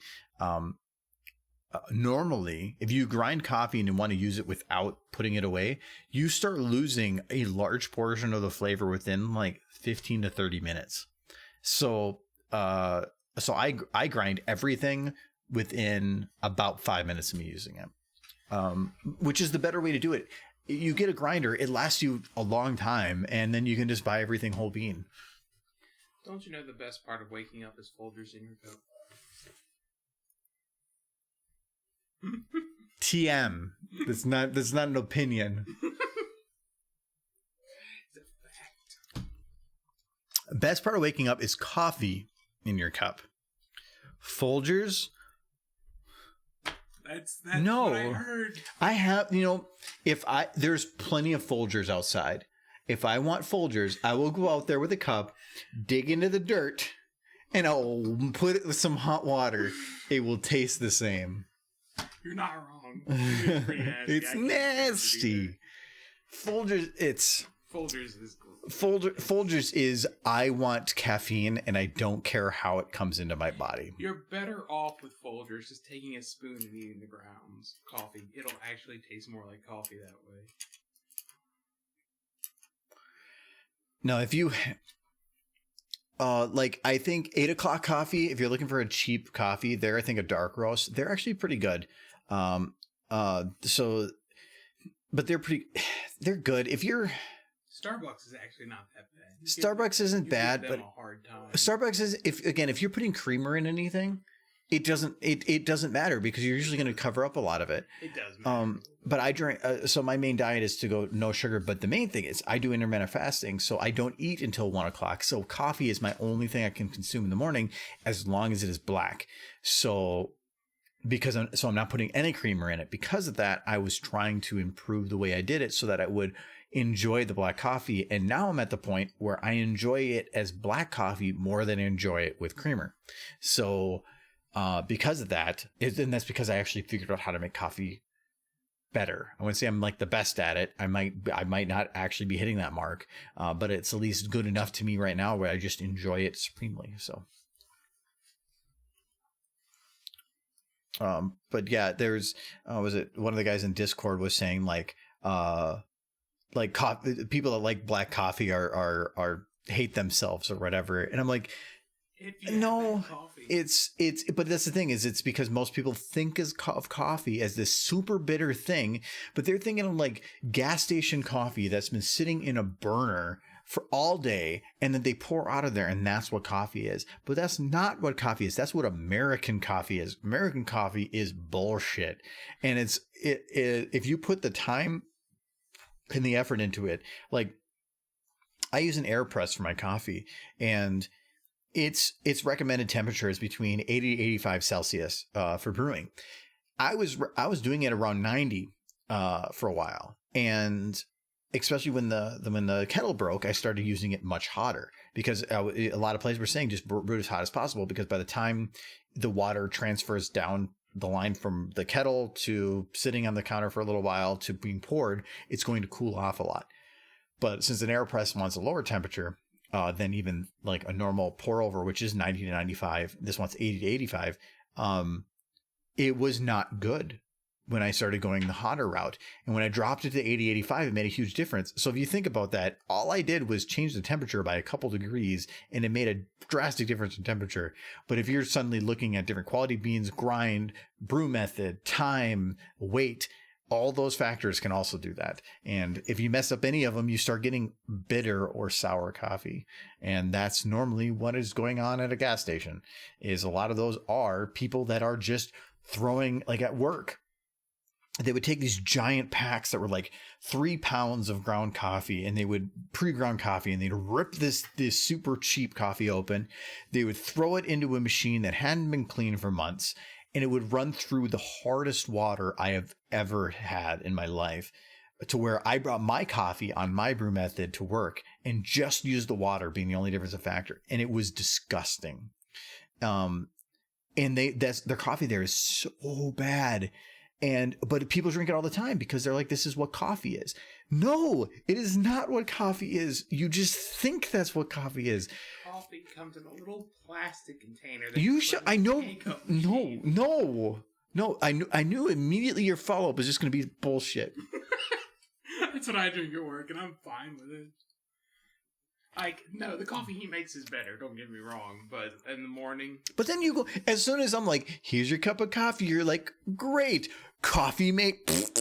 No, I sometimes taste it before I put the coffee mate in, but I still put the coffee mate in. But also, like, so for when we make coffee, I have a V60, which is like a pour over type, because I can make 2 cups out of it.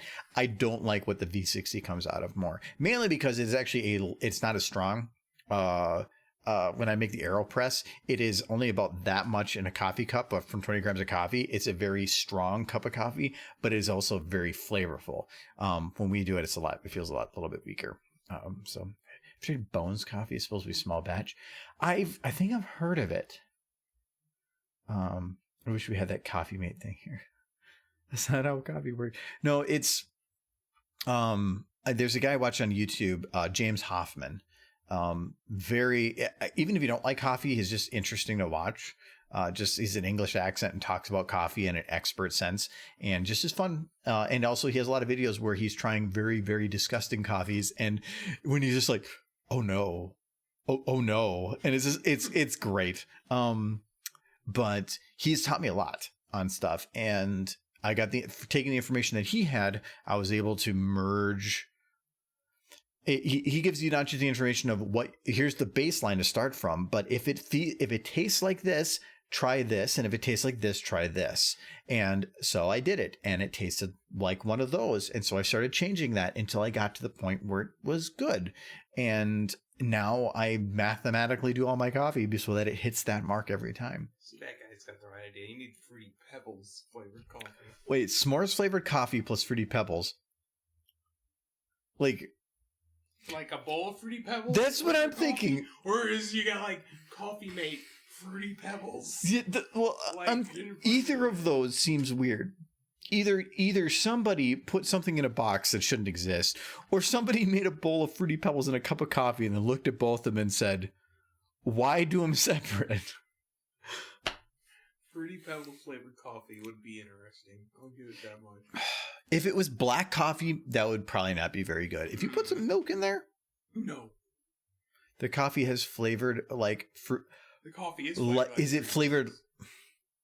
What is that? Do you have a link? Please give me a link. I want to see this. Because I want to see this. Or did you just buy you just bought a box of Fruity Pebbles and then you ground it into a fine powder and you just add that to your coffee? Because that would be amazing.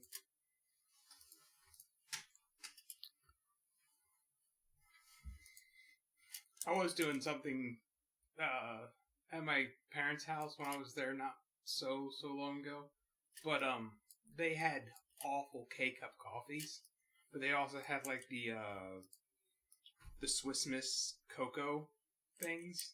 So I would just mix those together to make something palatable, because the coffee they had was just awful.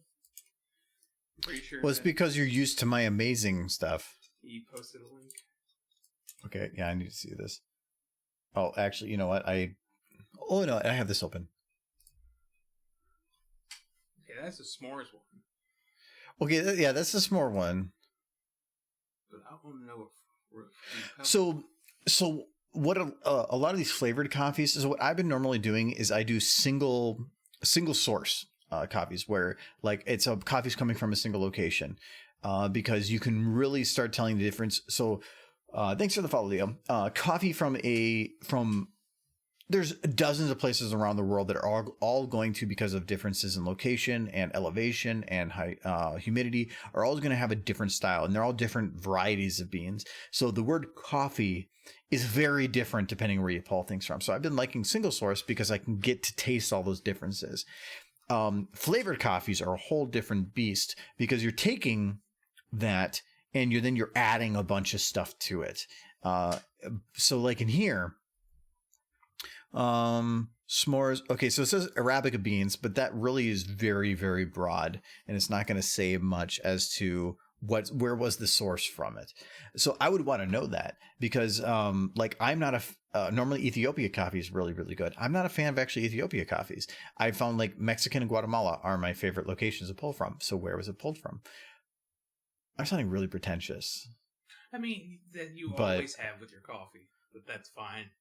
Because as long as you keep corn. But it's a medium roast. That's good. To me, dark roast is great with creamer, and I love it because of the contrast of like the light creamer with the dark coffee. But a medium roast, I don't like with creamer because I feel like it's doing light with light or light with lightish. It's not like a light roast. I don't like a light roast coffee. Light roast is higher in caffeine, though, right? Yeah. But if you want, just drink more coffee. I mean, that's not a bad idea. More coffee, never nothing wrong with that. Medium roast to me is if you want to enjoy a good black cup, do medium roast coffees. Don't do dark roast. Most dark roasts are not good. They're gonna be bitter. Black. Yeah, but not bitter. They taste toasty. Like they have that burnt flavor to them. Mm-hmm. But I like that flavor with creamer. I like that contrast. I don't. Is the Fruity Pebbles like what you're saying? Because I'm kind of sad that it legitimately doesn't say like s'mores with Fruity Pebbles mixed with Cold Stone Creamer. Like the coffee? Oh, no, the ice cream. So, and like I said, a good coffee black should be fine. And I'm not saying that like if you've never had coffee before that like as soon as you have like a good cup of medium coffee or like a medium roast coffee that you're going to suddenly be like, yeah, that's good. No, you probably are still going to find it disgusting. But because I've always done sweeter coffees at first. Especially if you're used to a sweeter diet. Like I've been basically having a lot less sugar lately. So it's just everything kind of tastes naturally sweeter. But if you are drinking sweeter coffee and you think that's normal, like just drinking the Folgers pre-ground and that coffee is, if you think coffee is supposed to be disgusting, you probably just haven't had actually good coffee. I've been meaning for patrons at some point or another, patrons and Twitch subscribers to make a video that is like, cause they've asked me a couple times of like, can you, it's been asked on Discord of, can you make a video about coffee? I don't want to put it on YouTube because that's deviating from what YouTube's platform is, but I've been meaning to do something like that. Electric unicorn. Okay. I have to check this.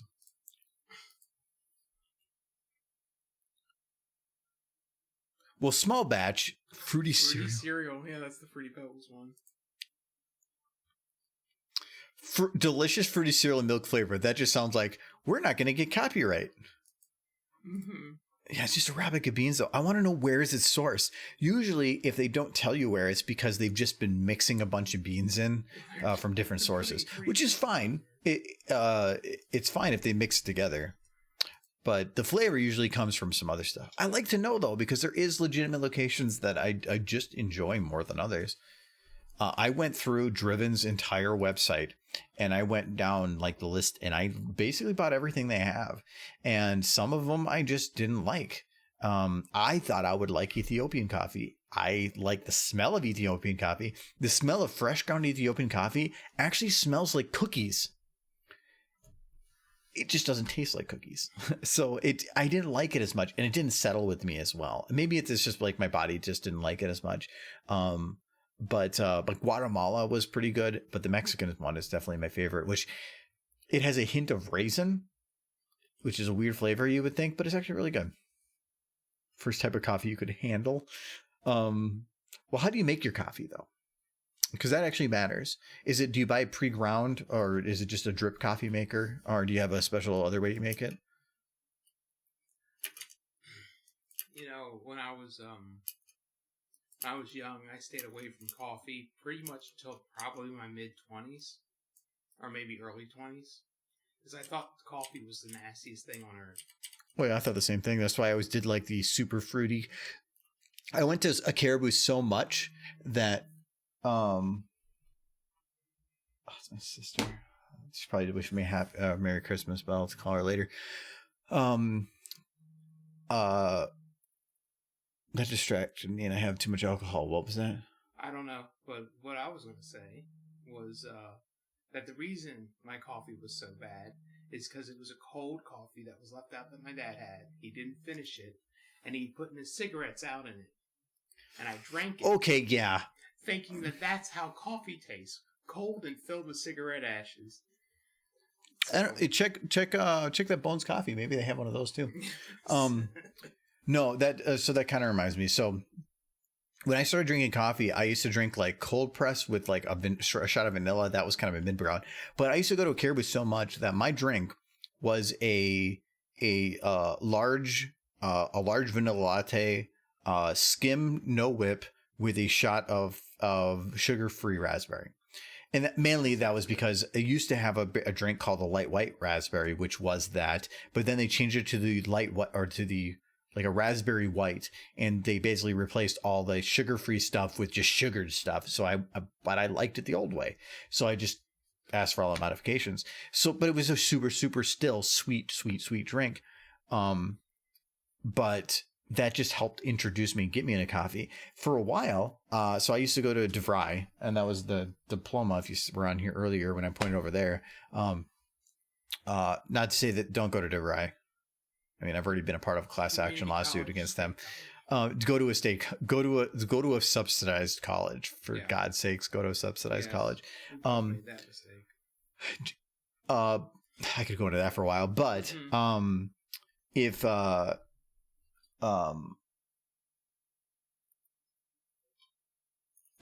too much alcohol. What was it talking about? Well, I know it was coffee. Oh no. So what I would do is Caribou would have a thing where if I need to do homework, and so I would bring my coffee there, or I'd bring my like a mug, and they had a flat 50 cents off on any cup of coffee if you brought your own mug, not a discount of 1%, a flat cost decrease. And so I would bring my mug, and I would get a small coffee, which is it was basically a medium, but they just let me call it a small. And it was $1.50 for a small coffee. 50 cents off, it cost me $1. So I'd go there 5 times a week after work, because it was not that far from work, and I would have coffee with some cream and sugar. It wasn't very good, but by having that, they would let me stay there, have their Wi-Fi, and stay away from home where I was distracted, because at the same time I was working on SFM. That was a very early SFM stuff. And so it was a time for me to stay away and get focused on what I needed to do for schoolwork. And so I did that 5 days a week. That actually is what started getting me more to like disassociate coffee from the super sugary to what coffee actually is. Coffee. I have a confession to make. I actually like pumpkin spice coffee. I think it's really good. I know it's cold out, but I'm going to have to ask you to leave. Pumpkin spice coffee is good. Pumpkin spice is... I had a bad experience with a pumpkin chai latte. Yeah. That kind of ruined it for me. I don't like... How long are you planning on streaming tonight for Argo? Probably just till 9. Like, for one, my older sister just called me probably to wish me a Merry Christmas, because I have not... There's no family stuff today. So I need to call her back. And stuff. It's Christmas. So, but I am, as a reminder then, we are next Friday, so a week from today, we are going to be streaming again, but it will not be SFM, at least as of right now. We are planning to stream Jackbox, and anybody that's on stream is free to participate. If we have some slots open for actually playing, you are free to join in, first come, first serve. Otherwise, we will be doing it based on anybody else can be in the audience. And we've basically we streamed Jackbox last year, and then the year before that, I don't think we didn't stream it, but we played it. And I think even the year before that. But we've basically been doing it every year anyway. And since we're going to be doing it online this year anyway, might as well stream it and just have some fun with it. So feel free to join and do it. I don't care. You can vote for whoever is the most annoying. I don't yet have Jackbox Party Pack 5, 6, and 7, only 1 through 4, but we usually like playing Quiplash and like Monster, the Murder Party, and I don't know, we'll figure it out then. They have copy from Kenya, Colombia, Costa Rica, Guatemala, Sumatra. So the main reason I've been buying from Driven isn't that just not just because I enjoy them, but it's because of COVID. I was looking for a company that did shipping to our area and was local, and not just by local Minnesota or local is small, but or not just local as in small, but local as in Minnesota.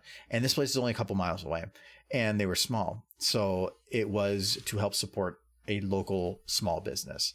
And that's why I've been getting the stuff from there. And I've just enjoyed it. Every time you order shipping from them, they send you a meme that's actually signed in pen. And it's just a stupid coffee meme. They're really, really corny, but it's a fun little nice touch. They'll sometimes write little notes on your receipts as well.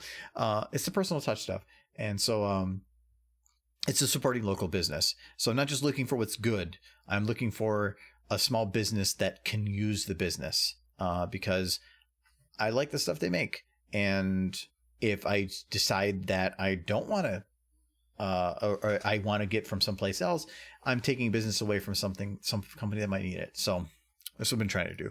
Not to say that Bones isn't small, probably is, but it's probably also not local. Local is different. I've been trying to do that where I can. There's some things that are just I can't buy local, but coffee is the one that I definitely can. I mean, Target's technically a local business. I was going to say no, but technically they're headquartered here now. Mm-hmm. But I wouldn't consider them a small business. Did they start themselves in this area? No. They actually had a huge contract. So the Target Corporation, like the entire Target Corporation, has their headquarters just a couple miles north of me. And they got a contract with the business there, like for all this other small business, like not small business, but like local business, like food places and whatever to move in, buy it. But then it ended up, I guess, not going the way the government wanted. But at that point, it was too late, and Target just kind of took advantage. They have an apartment building that was built just nearby, specific for almost Target. But yeah, Target is technically, and Best Buy, I think, does the same thing. Best Buy is here. The small local bank, what's their name? Wells Fargo. They have their headquarters here too. Yep, I'm gonna walk into Wells Fargo and be like, you guys look like you could use some extra cash. Yeah. So I'm gonna put, here's $100, and then I'm gonna take it back because fuck you. No, I had Wells Fargo. I used to have First Century Bank, which was a very local place, and then they were bought out by Wells Fargo. And then they just messed everything up. So I pulled all my money with Wells Fargo, and it went to a much, much smaller and closer business called U.S. Bank. No. I'm small. I've enjoyed U.S. Bank. When it comes to banking, I do want something that's a little bit larger. Yeah. Or some. It's like, really, there's not a lot of small banks left. Yeah, even small businesses go out of business. Yeah, it's with the COVID, like that's. I've been trying to eat out when I can, but it's just sometimes actually more convenient being at home right now to eat in. So, when you're haven't really been, yeah. But I don't even think to order because it means if I'm home all day, if I do want to eat out, I have to go and get it, which if you think like eating out is less work, if it takes you 15 minutes to go there and 15 minutes to get back, you're spending a half hour, which could have been spent in time making the food, and then it would have just offset it. So I've been trying to, at certain times, just still do it anyway, but it's been almost less frequent than when we were otherwise. Thanks for the follow, Cooler. So I want to support local business, but there's certain things that you just can't. Like if I need to get groceries, I don't have a local grocer. Most grocers are big business stuff. So, but coffee is the one that I have control of. So I looked around, there's like 4 or 5 local coffee roasters in this area. 2 of them really didn't ship. And one of them is probably they're quite a bit bigger. So when we brought up before about ciders, like the coffee ciders, from Sociables gets their coffee beans from Dogwood, which is a local Minnesota place, but they have these larger contracts for the beans going to Sociables and also Surly. Surly's coffee beans that they do for their coffee vendor, I think, also goes to them. So they have a lot of larger contracts. I was looking for somebody that was just looking like a very, very small team because they're probably going to be people that are going to put a personal touch into everything. And are you going to pay for it? Yeah, you're going to definitely pay extra for it. But you can tell that there is a personal touch to things. And I like that. Their coffee beans, dogwoods, are a little different than a lot of the Well, places I've had. Well, and like I mentioned before, when you're talking about like single blend, coffee beans come from dozens of different places. So what was their coffee there? Where did they get it from? Like I've been doing the Mexican one, but the Mexican to Ethiopia, the flavors are immensely different. They're both coffee beans, but even the size of them, like the beans that I get are the standard kind of more coffee beans. They're a little rounder than normal. Ethiopian coffees are smaller, almost spherical. They're like half the size. They're very, very small. When you look at coffee beans, you would think like this isn't coffee, but that's just Ethiopian coffee. So right. It depends on where it was from. The big one that most people know is Colombian. Colombian coffee isn't bad, but it's very middle of the ground, middle road. The Colombian from like Driven. I thought it was actually pretty good, but it was a little mustier than the flavor that I would actually enjoy. Definitely could be somebody else's cup of tea or cup of coffee, but not mine for sure. But yeah, anything you are able to buy local, as long as you are not being extorted and it's a company that you want to support, do it. If you're going to order food, don't have DoorDash pick up Wendy's. Wendy's is doing fine. Find a local place that actually could definitely use the business because they're determining whether or not to stay afloat. And that's different. Like we've been getting actually Tea House, which is a local Chinese place here a lot because we like their food and they're a small local business. They have like 2 locations, I think. And if they go out of business and I wasn't getting stuff from them, I feel like I could have helped out. So we've been getting Tea House whenever we can because we like it. We want to make sure they stay around. Wendy's should just have an ad campaign where they're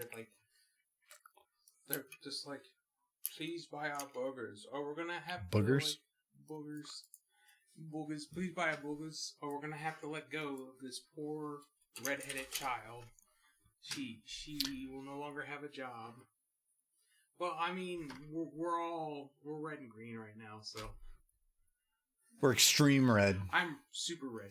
See, I'm like, look at this, like right down the middle. I keep forgetting that the light, like from our side, it doesn't actually look that red or green. Like our eyes are interpolating it correctly. For you, it looks like I'm Two-Face. I can't. Batman. Like.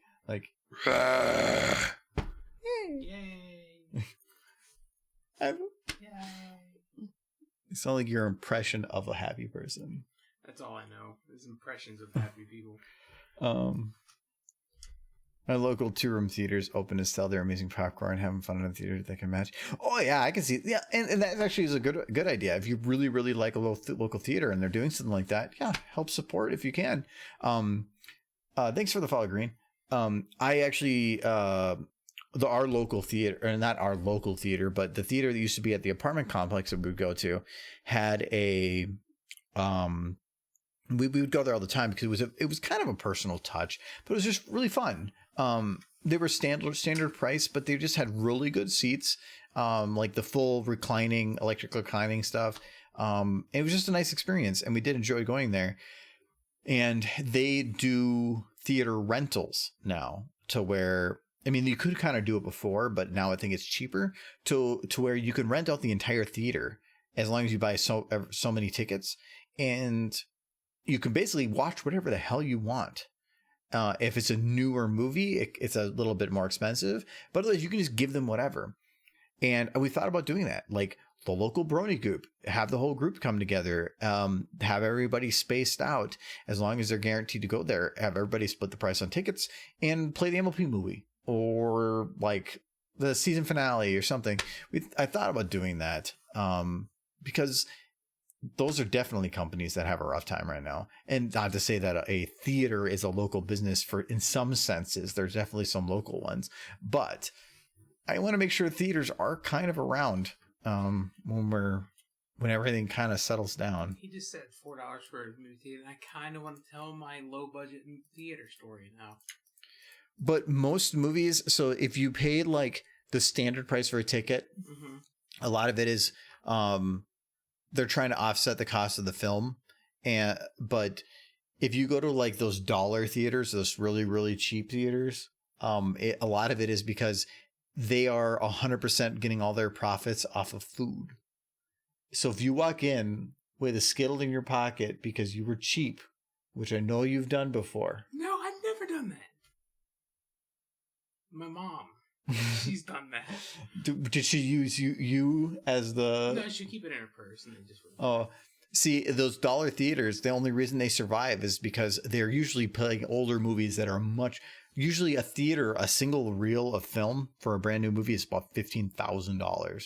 So you're hoping to offset your costs, kind of, but you're offsetting the cost of the reel through the purchase of tickets. Food is where you make the actual money. So if you don't buy food at a theater, you are more than likely actually putting them in the negative. That's why food is expensive when they're there. So I usually try to get something, maybe not much, but I will try to get something. Maybe it's a small popcorn, maybe something at a theater that I do like. If there are some theaters that I've been to that feel like their ticketing is extremely expensive for the experience that you receive, then I won't, because it feels like they're just offsetting out the ticket price. But if it feels like an average price of a ticket, maybe get some food, because that's probably where they're actually surviving on. I do love that scene from the Boondocks where they just go in there and they have all this food like tucked away. They have like fried chicken and biscuits and green beans and everything. They're sneaking in the movie theaters. That was a great show. But did I ever tell you the story? And I think I might have. Where I had to chase a homeless man out of the theater once. Why do you have all these just screwed up stories of the human condition? Because I grew up in Kentucky is why. But no, me and a friend of mine, old friend, long time ago, I think it was in my early 20s, we were at a movie theater. It was like $2 a ticket. This is like, it was called the Danbury in Florence, Kentucky. I think they're out of business now, so.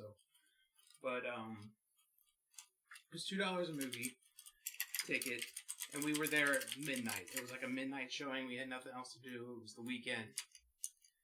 You're in Kentucky. There's nothing to do. Yeah. So we were at a movie theater at midnight. So the movie ends at like 1 in the morning. And we were the only, like, there were like 4 people in the theater with us. And 2 people walk out, and then we're walking out, and one of the custodians, a young girl, she stops us and says, "Hey, can I get your help?"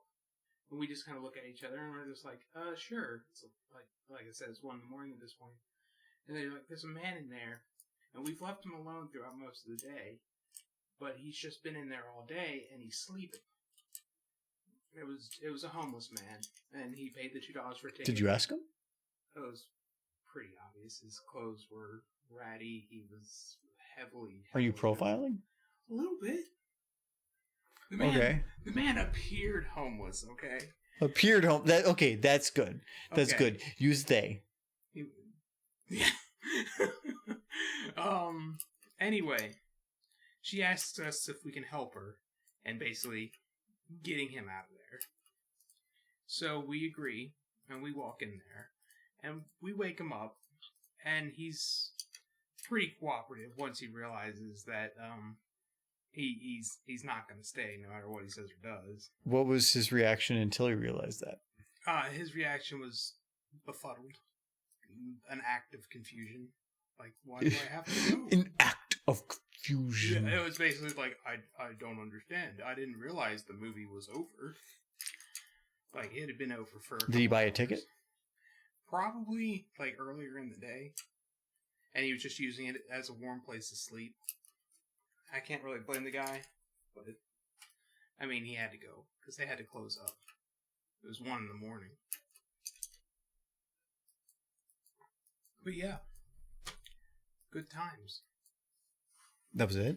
No, that was the story. Yeah. You made it sound like there was going to be like some epic fight scene or something, and then you're just like, we were in a theater and there was a homeless guy and he was like, okay, I'm going to leave. That was your whole story. Well, we had to ask him to go, and I didn't even work there. You had to ask him to go.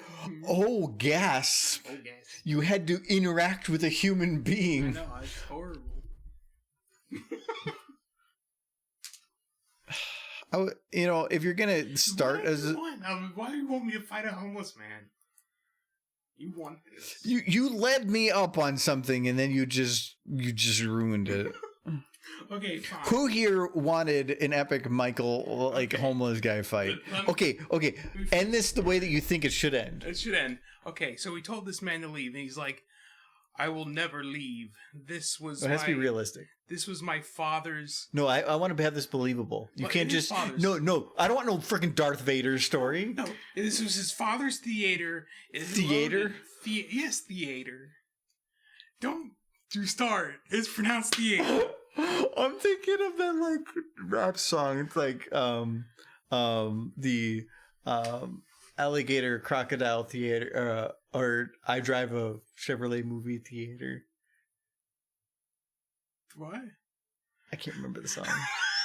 Anyway, continue. it's pronounced theater, but No, it's not. yes, it is. Long story short, How do you say cheater?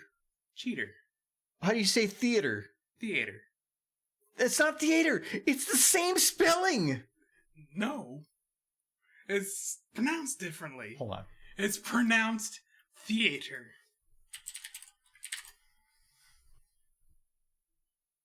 Look, anyways, the homeless She man... said theater. theater. I'm going to trust this lady. Yeah, it says theater. Theater. Theater. Not theater. Theater. Theater. There. That's a little better. Theater. No, you said ater. Theater. It's not. It's not ater. A-ter. It's, Theater. no, she says theater. Theater. I can see the pronunciation there. It's the... No. I know that there's a word there, but there's a speak button, and this is making me right. So I like this button. The button makes you right. The spelling makes you wrong, but the button... I can't hear the button, so... It's fine, because you're wrong.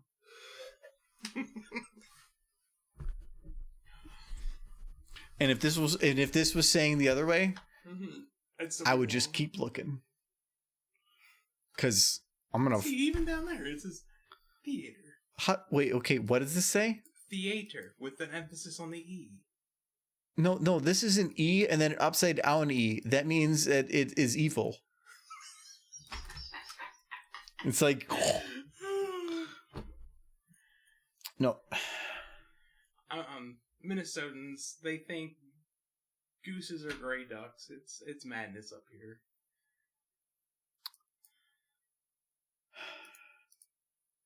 Look at that. It's okay. He needs boobs. Well, I'll be calling the mental institution on Monday. He'll be okay. He's got medication. I've been drinking my medication the last... I agree. I'm out of my medication. Man, Mike's story is the definition of anticlimax. No, look, the fixed version of the story is there's a samurai battle between us and the homeless man. Samurai battle? Yes. Are you a samurai? I wasn't until I fought this homeless man, and then I was for a brief moment of time. This is like the spirit bomb. You just like brought in the power of your ancestors, and like in that brief moment you were the So what was your super samurai name? Well, it hardly matters because at the end of the story he killed both of us. Oh, really? Yeah. So Yeah, it's a ghost. you're a ghost. Figment of your imagination. It's That answers a lot of questions. Yes. Because there's a lot of stupid shit that's been happening and that you've been doing, and like forgetting where we live. So, I mean, it was very confusing and white outside. Michael the other day forgot where we lived. He went to walk to get the mail. Mm-hmm. And I saw him walking back. It was like -6 outside, and I already told him it was going to be cold. And he's like, "Boo." So he goes to get the mail. And as I see him walking back, I'm like, "Oh, okay, that's good." And so I turn around, and I'm not looking for a little while, and I still don't hear the door open. It's been like a minute. I'm like, he was literally right outside the house. And so I look outside the window, and he had walked by the house, and he was like, so we're in groups of like, there's like a 6 house and then a 5 and a 5. So I'm the second one in, and he walked to the next group of houses, and I'm like, where the hell is he going? And I see him walk up to this other house, and he stops in front of the second house in, and he stops in front of the driveway. He looks up, That's not right. And then he looks around and he's like, I don't think this is the right house. And so I had to go, I went outside and I waved. I'm like, Michael, we live over here. I have to be my defense. It was cold. And I had my face down inside my coat and I was looking down to keep my nose warm. It's Wait. like, it was like negative, like the wind chill was like negative 15 or something. Yeah, Mike, she's going to judge you. She's gonna judge me. She just wants that cake. And who can blame her? It's a good looking cake. I think I'm actually good on the lighting on this one. Because I just basically copy pasted it, and it's the only thing I don't like about the lighting right now with this one is she does not pop out. I think that you still need to do the magic. Yes. So you can't green it just yet. The nice thing is this knife. So a particle effect will always attach to the hitbox of a model, not the model itself. So when you look at this knife, its model has this little edge here, and then it comes up here and has a whole hole here. That is not what the hitbox is. A standard hitbox in SFM or for Source will have at most 20, I believe it's 20 shapes that will make it work. But basically the less that makes up the hitbox, the better, because you're making another three-dimensional shape on top of this. So the more efficient and smaller that shape is, the better. So in this case, if I were to make a good hitbox, I would take a hitbox that was basically going to be this handle, the round part of this handle, and have it continue all the way upward to the top here. And so it has to be convex. Convex means that it's going to be like a sphere is a fully convex a thing. If I were to poke a hole into it, that hole would be a concave object. Cave being that it would be poked into another piece. A hitbox can only be made of concave objects, so round objects, and you can have up to 20 of those, I believe, on a single object. So in this, you could, if you wanted to be super efficient, have one for the blade, fully following the blade, ignoring the hole, but it would basically fill up that whole area. One for the handle, but it would be ignoring those bumps all the way around it, and then another one for this. More than likely, it is going the ultra cheap route, which would be a single object, which would be from this point down to here, and around. Because if you shoot it, it's gonna basically interact with it on that surface. And so it's just, or how, if you would, it basically would say if you shoot it here, it would count as hitting the knife. Magic follows the hitbox. So that's why I like using a log. A log is already a convex object. So I don't have to worry about whether or not the particle is going to be filling in an empty area. A horn, a lot of the ones I've seen aren't actually made as efficient. They are basically made to be flat because it's not made for an actual game of shooting, so they don't care. So they default it. So it's like kind of a cube. So the magic will actually like start at about here because it's just basically like a box around it. I don't want that. That's why I use the log, because it's partially round. So I just kind of average it. So the knife here, though, being that what its shape is, whatever hitbox it probably has, and actually, you can check this. Can't you just like make another copy of the same knife, scale it up a bit, and then put the magic around that? No, probably wouldn't be. I wouldn't need to, because I'm guessing this one would be fine. So this is the actual knife, and if I hit a collision model, it does not have a collision model, which means it's probably going to then default to the absolute cheapest version that it can, which is going to be what I said it was going to be. So it should be fine. But if I go to, not that one, let's see if we can find one with a collision model. Yeah, so here's one. So this one, they basically just made a very, very big, but also much even cheaper collision model. So the magic would follow what's along the red lines. this is very, very few polygons. It's basically, again, optimized. This is where when games talk about optimizing, this is one of the things you would optimize, of reducing polygons for collision models. Nothing you see, but it would reduce the amount of polygons that are being processed by the engine. In this case, who cares? Is it something that might need interaction with the scenery? Maybe. Do you need the collision model to follow every curvature of the entire model? Probably not. Could you just use the model itself? Maybe, but I'm guessing the engine actually requires some kind of use of a concave object, and that's why they use it. So they just do this. How do I know all that stuff? I actually had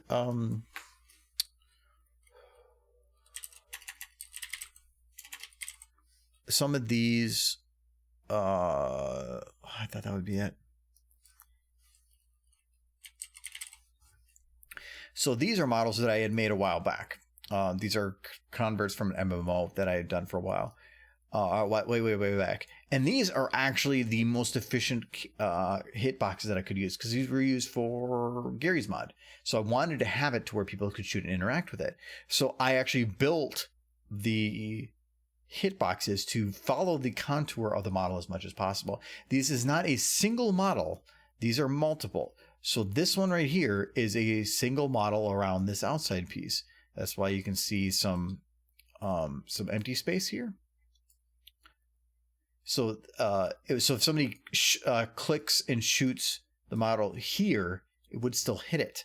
But if they shot it here, it wouldn't. If they shot here, it would. So these are actually made to be pretty efficient, or at least as much as possible. Like this little thing at the end here, not included with the collision model. But I didn't care about efficiency. I was using Gmod. I wasn't looking for maximum frame rates, trying to make it so people could run a game. I was making it so people could load these in and then like make stupid memes. So I'm gonna catch up here. How long have you hello Arizona. How long have you been in the industry? I did not make SFM. Sassy fan memes. I've been doing this now for like 8 years, maybe. Since basically 2012, 2013, so about 7 or 8 years. Probably going on closer to 8 years. I think 8 years. And actually, the easiest way to just check this is to find a video that I made in my first year. Rainbow Dash does a flip. Yeah, so I started early 2013. So basically almost close to 8 years. Because this is May, but I started in February-ish. But that is when I started SFM. These models were ported for Gary's mod, and that was still learning the source engine. That was a different experience. So anyways, for this case, though, it means that I can take... It's probably a little too much particle for this. We're going to paste this in here. First, I need to copy the model from this one.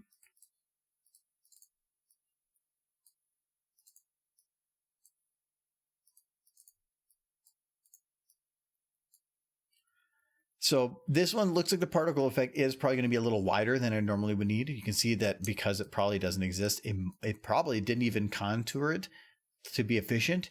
It probably said what is the box shape that fits it to the least degree, which means that it's going to basically go from this side to this side, from here to here, and from here to here, and just make a box.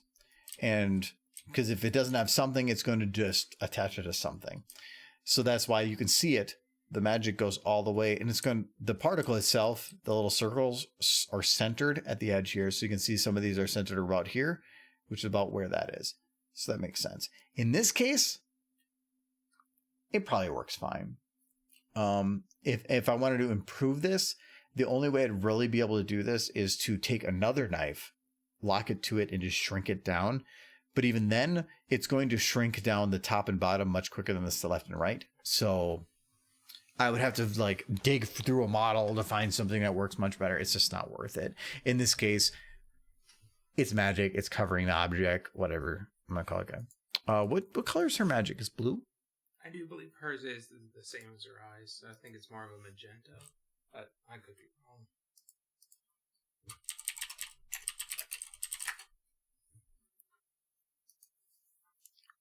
Yeah. Same as her eyes. Okay, so we're going to open this up. And my normal bit with magic, when I color these, is that the base color of them, so I'm going to find the color that matches, and so I'm going to say, maybe this? Probably a little bit closer to the purple.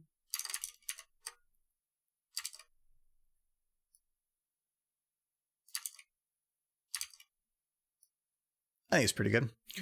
Mm-hmm. And what I normally would do is that for the magic effect, I will choose something not quite the brightest color, but a little bit in. So we're going to choose that for the one color. And the other one, I'm actually going to copy this. And I have to click back and forth a couple times to make sure it goes there. And I'm going to go about the same equivalent distance on the other side. What this is going to do is energy. If you ever watch like Dragon Ball Z or any of those places, when you do magic or some kind of energy, you don't want to do pure color. If I were to do that, it'll look like this. You're not going to have energy. You're going to have color, but you're not going to have energy. Normally is going to look like a color surrounded by or a white surrounded by a color, where the white is showing that energy that's coming from it. So if I did just the color, it wouldn't feel like it had the energy. If I do a strong color for the color one and then a lot less color, but not quite white for the next, it's going to basically make a center that is kind of white. But now it actually feels like it's a ball of energy compared to this, which just feels like a ball of color. This, even though it's less color, makes it feel like it has more potential. So do that for the magic. And then when it's spread around, again, it's probably not going to be centered to that white like that, but the color variation makes all the colors kind of change a little bit and slightly, which is a lot better than just the consistent color. What I'll then do is go to the sparkles. I'll go to color. It's the same thing. There we go. But in this one, I will choose usually somewhere around half on the base color. And then for the second one, I will do white because these are sparkles. You don't want to have these being the same color as the magic. You want to have these standing out, which means brighter white is an okay color. So that's what I tend to do. Now they stand out a lot more. Though, when looking at this, for the nice shape, there's way too many sparkles. I might actually check the fork because that might be too much too. So what we're going to do is we're going to take this and we're going to decrease the sparkles. About half as many. You don't want an overabundance of sparkles. They take away from the shimmer. Yeah, there's way too many sparkles in this one. The slip and the slides. Yeah. So we're going to actually jump on here. We're going to reduce these as well. I want to get into the sloops. Because you want to make it feel like it is the sparkle is not the prime attraction. You want to make it so that it's balanced. And so is the magic on her horn a balanced amount? No, it's too much. So let's also go in here, reduce it. And I have this magic effect is actually a downloadable thing on my DeviantArt. And I have instructions on exactly how I recommend doing the colors too, because that's just how I have used it. And it makes sense. I do have to be a little careful here. So this model is actually flying up from below. So because of that, this is going to be first frame. Because of that, you can actually see that the particles themselves are having a motion blur because they are flying up from below, meaning that in post, if I was to do this, I probably would actually need to render this where they are not moving like that and that they all were always there. And I would have to probably cut that frame so that it doesn't cause that blur like that. It's a natural thing I just have to deal with. SFM has its limitations, but because of such, I just have some workarounds. Hey, Kel-chan. Yeah, hello, Kel-chan. How are you doing? Merry Christmas. It's well past Christmas for you, but happy. It's like 3 a.m. Oh, no, it's like 6 a.m. for you. Yeah, he's waking up. Yeah, I'm thinking Europe. Yeah, well, good morning on day after Christmas. Okay, and the only thing we'd have to do here then is horn. It's noon. Oh. It's noon? Oh, that's further ahead than I thought. You're in the future. How are you just now waking How is the future? How are the stocks? I want. Wait, no, it's Saturday. Okay, I can't buy stocks, but give me some stock tips. I need future stock tips. Yes. Thanks for the follow, Critical.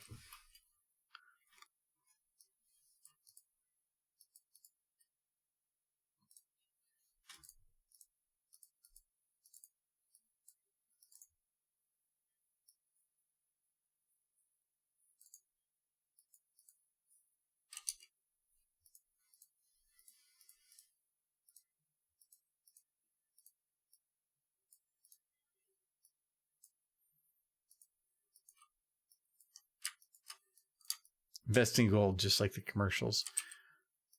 Well, you sound like you're trying to sell me something. I don't know if I can trust you anymore. I invested in gold once just to see what would happen. I regretted it. Maybe it was because it was Canadian gold.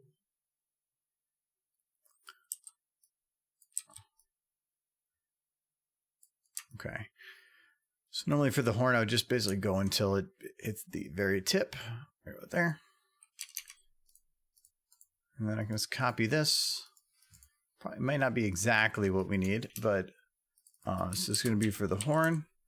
Bam. I want to copy the model from this.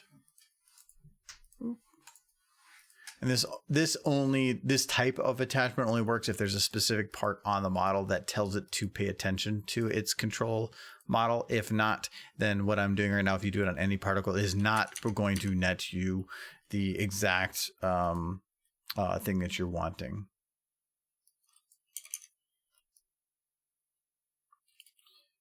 Okay, now I have to unlock it. And now it should just go.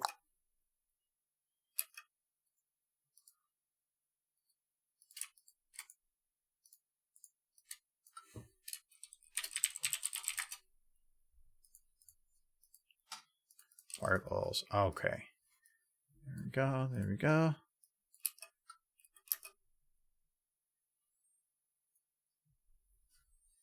So see from here, if I were to just like go to this shot and just keep the camera here, even from this magic, you can kind of see it through here, but not much. But her horn, you can't see at all. So it just doesn't matter. Frame here. I didn't know why I'm still in front of my PC. Yeah, actually today I could have probably done it a little earlier, but it's more the consistency that's important to me. But normally I start at 6 because I would get off work at 4 or 5, and it's just the easiest way. Before 5 was fine. I could get home and just rush, hit the button. I'm good. Now I put a lot more prep time into streams. I usually takes me about a half hour to prep for a stream. Sounds like a lot of time, but when you have to prep 4 different social medias and potentially some kind of a GIF, sometimes custom made specifically for that stream, that could take up to an hour. There's a lot of prep time, so it just eats up stuff. So I can't really go any earlier than 6. So I know that's rough for Europe, but I can't help you. I'm sorry. You're only an hour ahead of me. You're in Eastern time. You're in the future too. What stock should I buy? It's only been an hour, but that should be enough. You can figure it out. I'm glad magic doesn't come from the butt. It depends. Some mornings, I definitely have a lot of magic. Yeah, I mean, sometimes it can be pretty magical. Hey, beans, the magical fruit. I mean, as you get older, a good poop is a magical thing. That's not... What? I mean... I guess yeah. Some days aren't as magical as others. Some days are just chaotic, and you wish for magic. Yeah, especially when it's followed by that wasn't fully cooked. It's like, oh no, I'm not gonna have a magical day. Trixie Magic on transition. Yeah, I now that I think about it, I actually made a message to myself here because I was going to have to probably, well, I think it was a different reason on the transition, but here I do have to make a mention of knife, magic, float.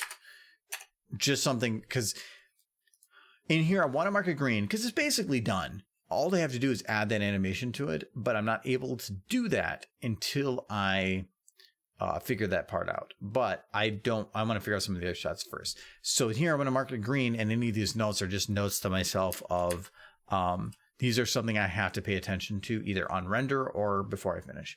And I think that is essentially the case with these. So I can basically mark these to green.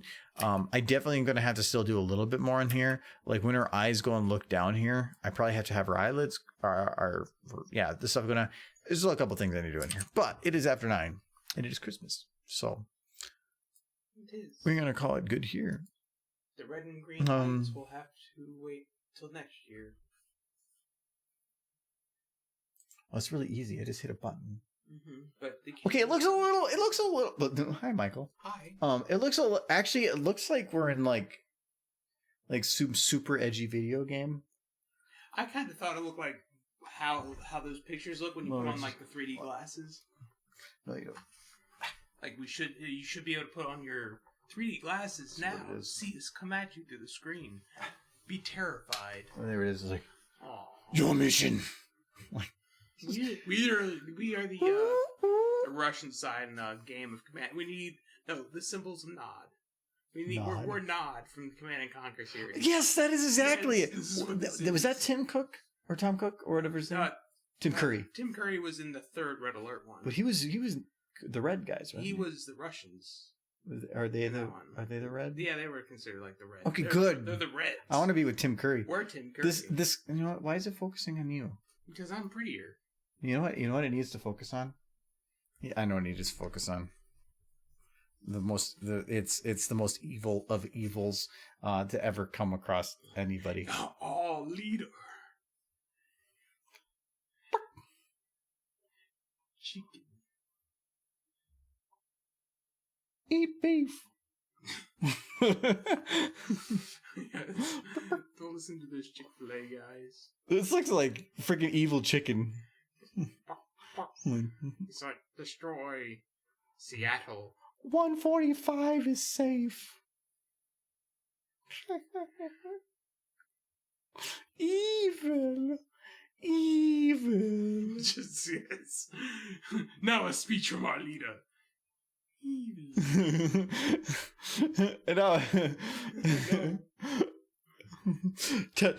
What is your plan?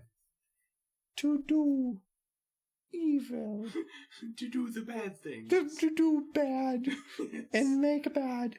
All that is not good, but bad. For we are bad.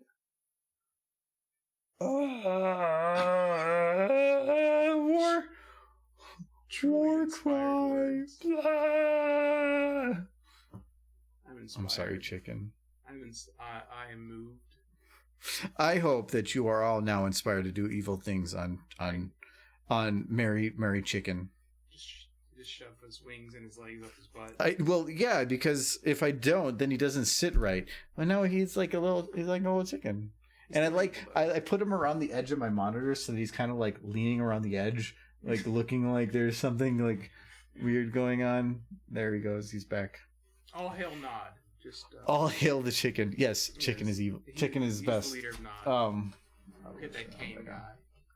It's probably going to come out with the white, which is the way it should be. There we go. It's too bright. Oh wow, that is too bright. Oh yeah, because normally I have it turned down. Though this light, that is the dimmest it goes. So, but normally the other lights balance it out like that one. But because the camera is going to balance out lighting, so there's over. Yes, brightness. No, this camera is so normally this camera came with I think there was a 14 to 60 millimeter, which and the lens I have on right now is a 30 millimeter. But the main difference between that is the original lens that comes with this was a 5F on the aperture. This is a 1.4, meaning that it can open up a lot wider. And the benefit of that is normally it's going to be a lot deeper depth of field. That's why Michael is a little blurred. But if I do this and it focuses on him, it's going to be a lot clearer. What have you done? The monitor was low enough that it actually skimmed the power button. So shut off the monitor, that's all I say.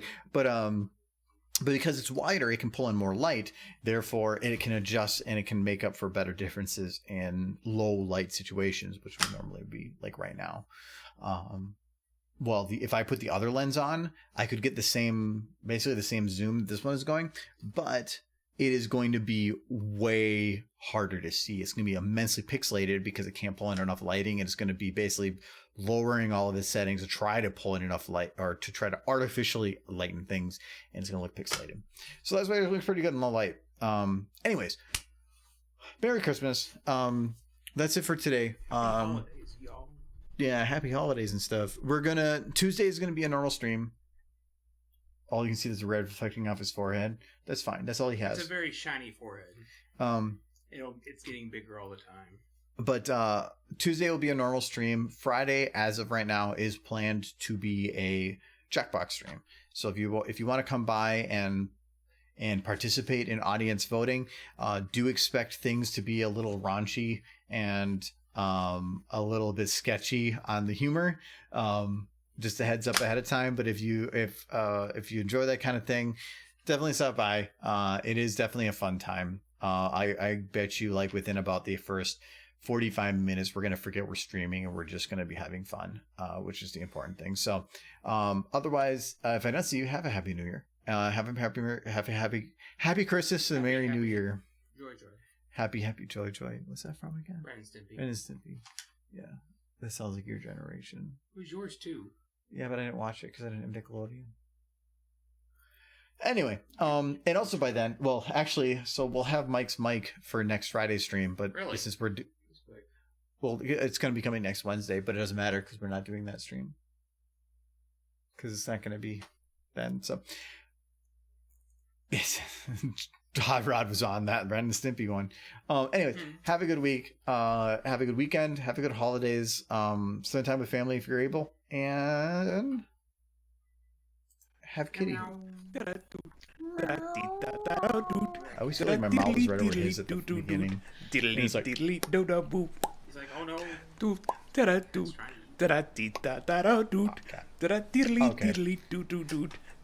a good one, guys.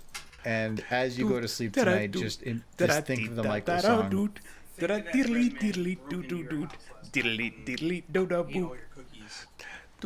And if you don't have cookies, be angry at Michael for eating them. He took all of them. They were there. I know. What are you doing? It looked like you were running to the wall.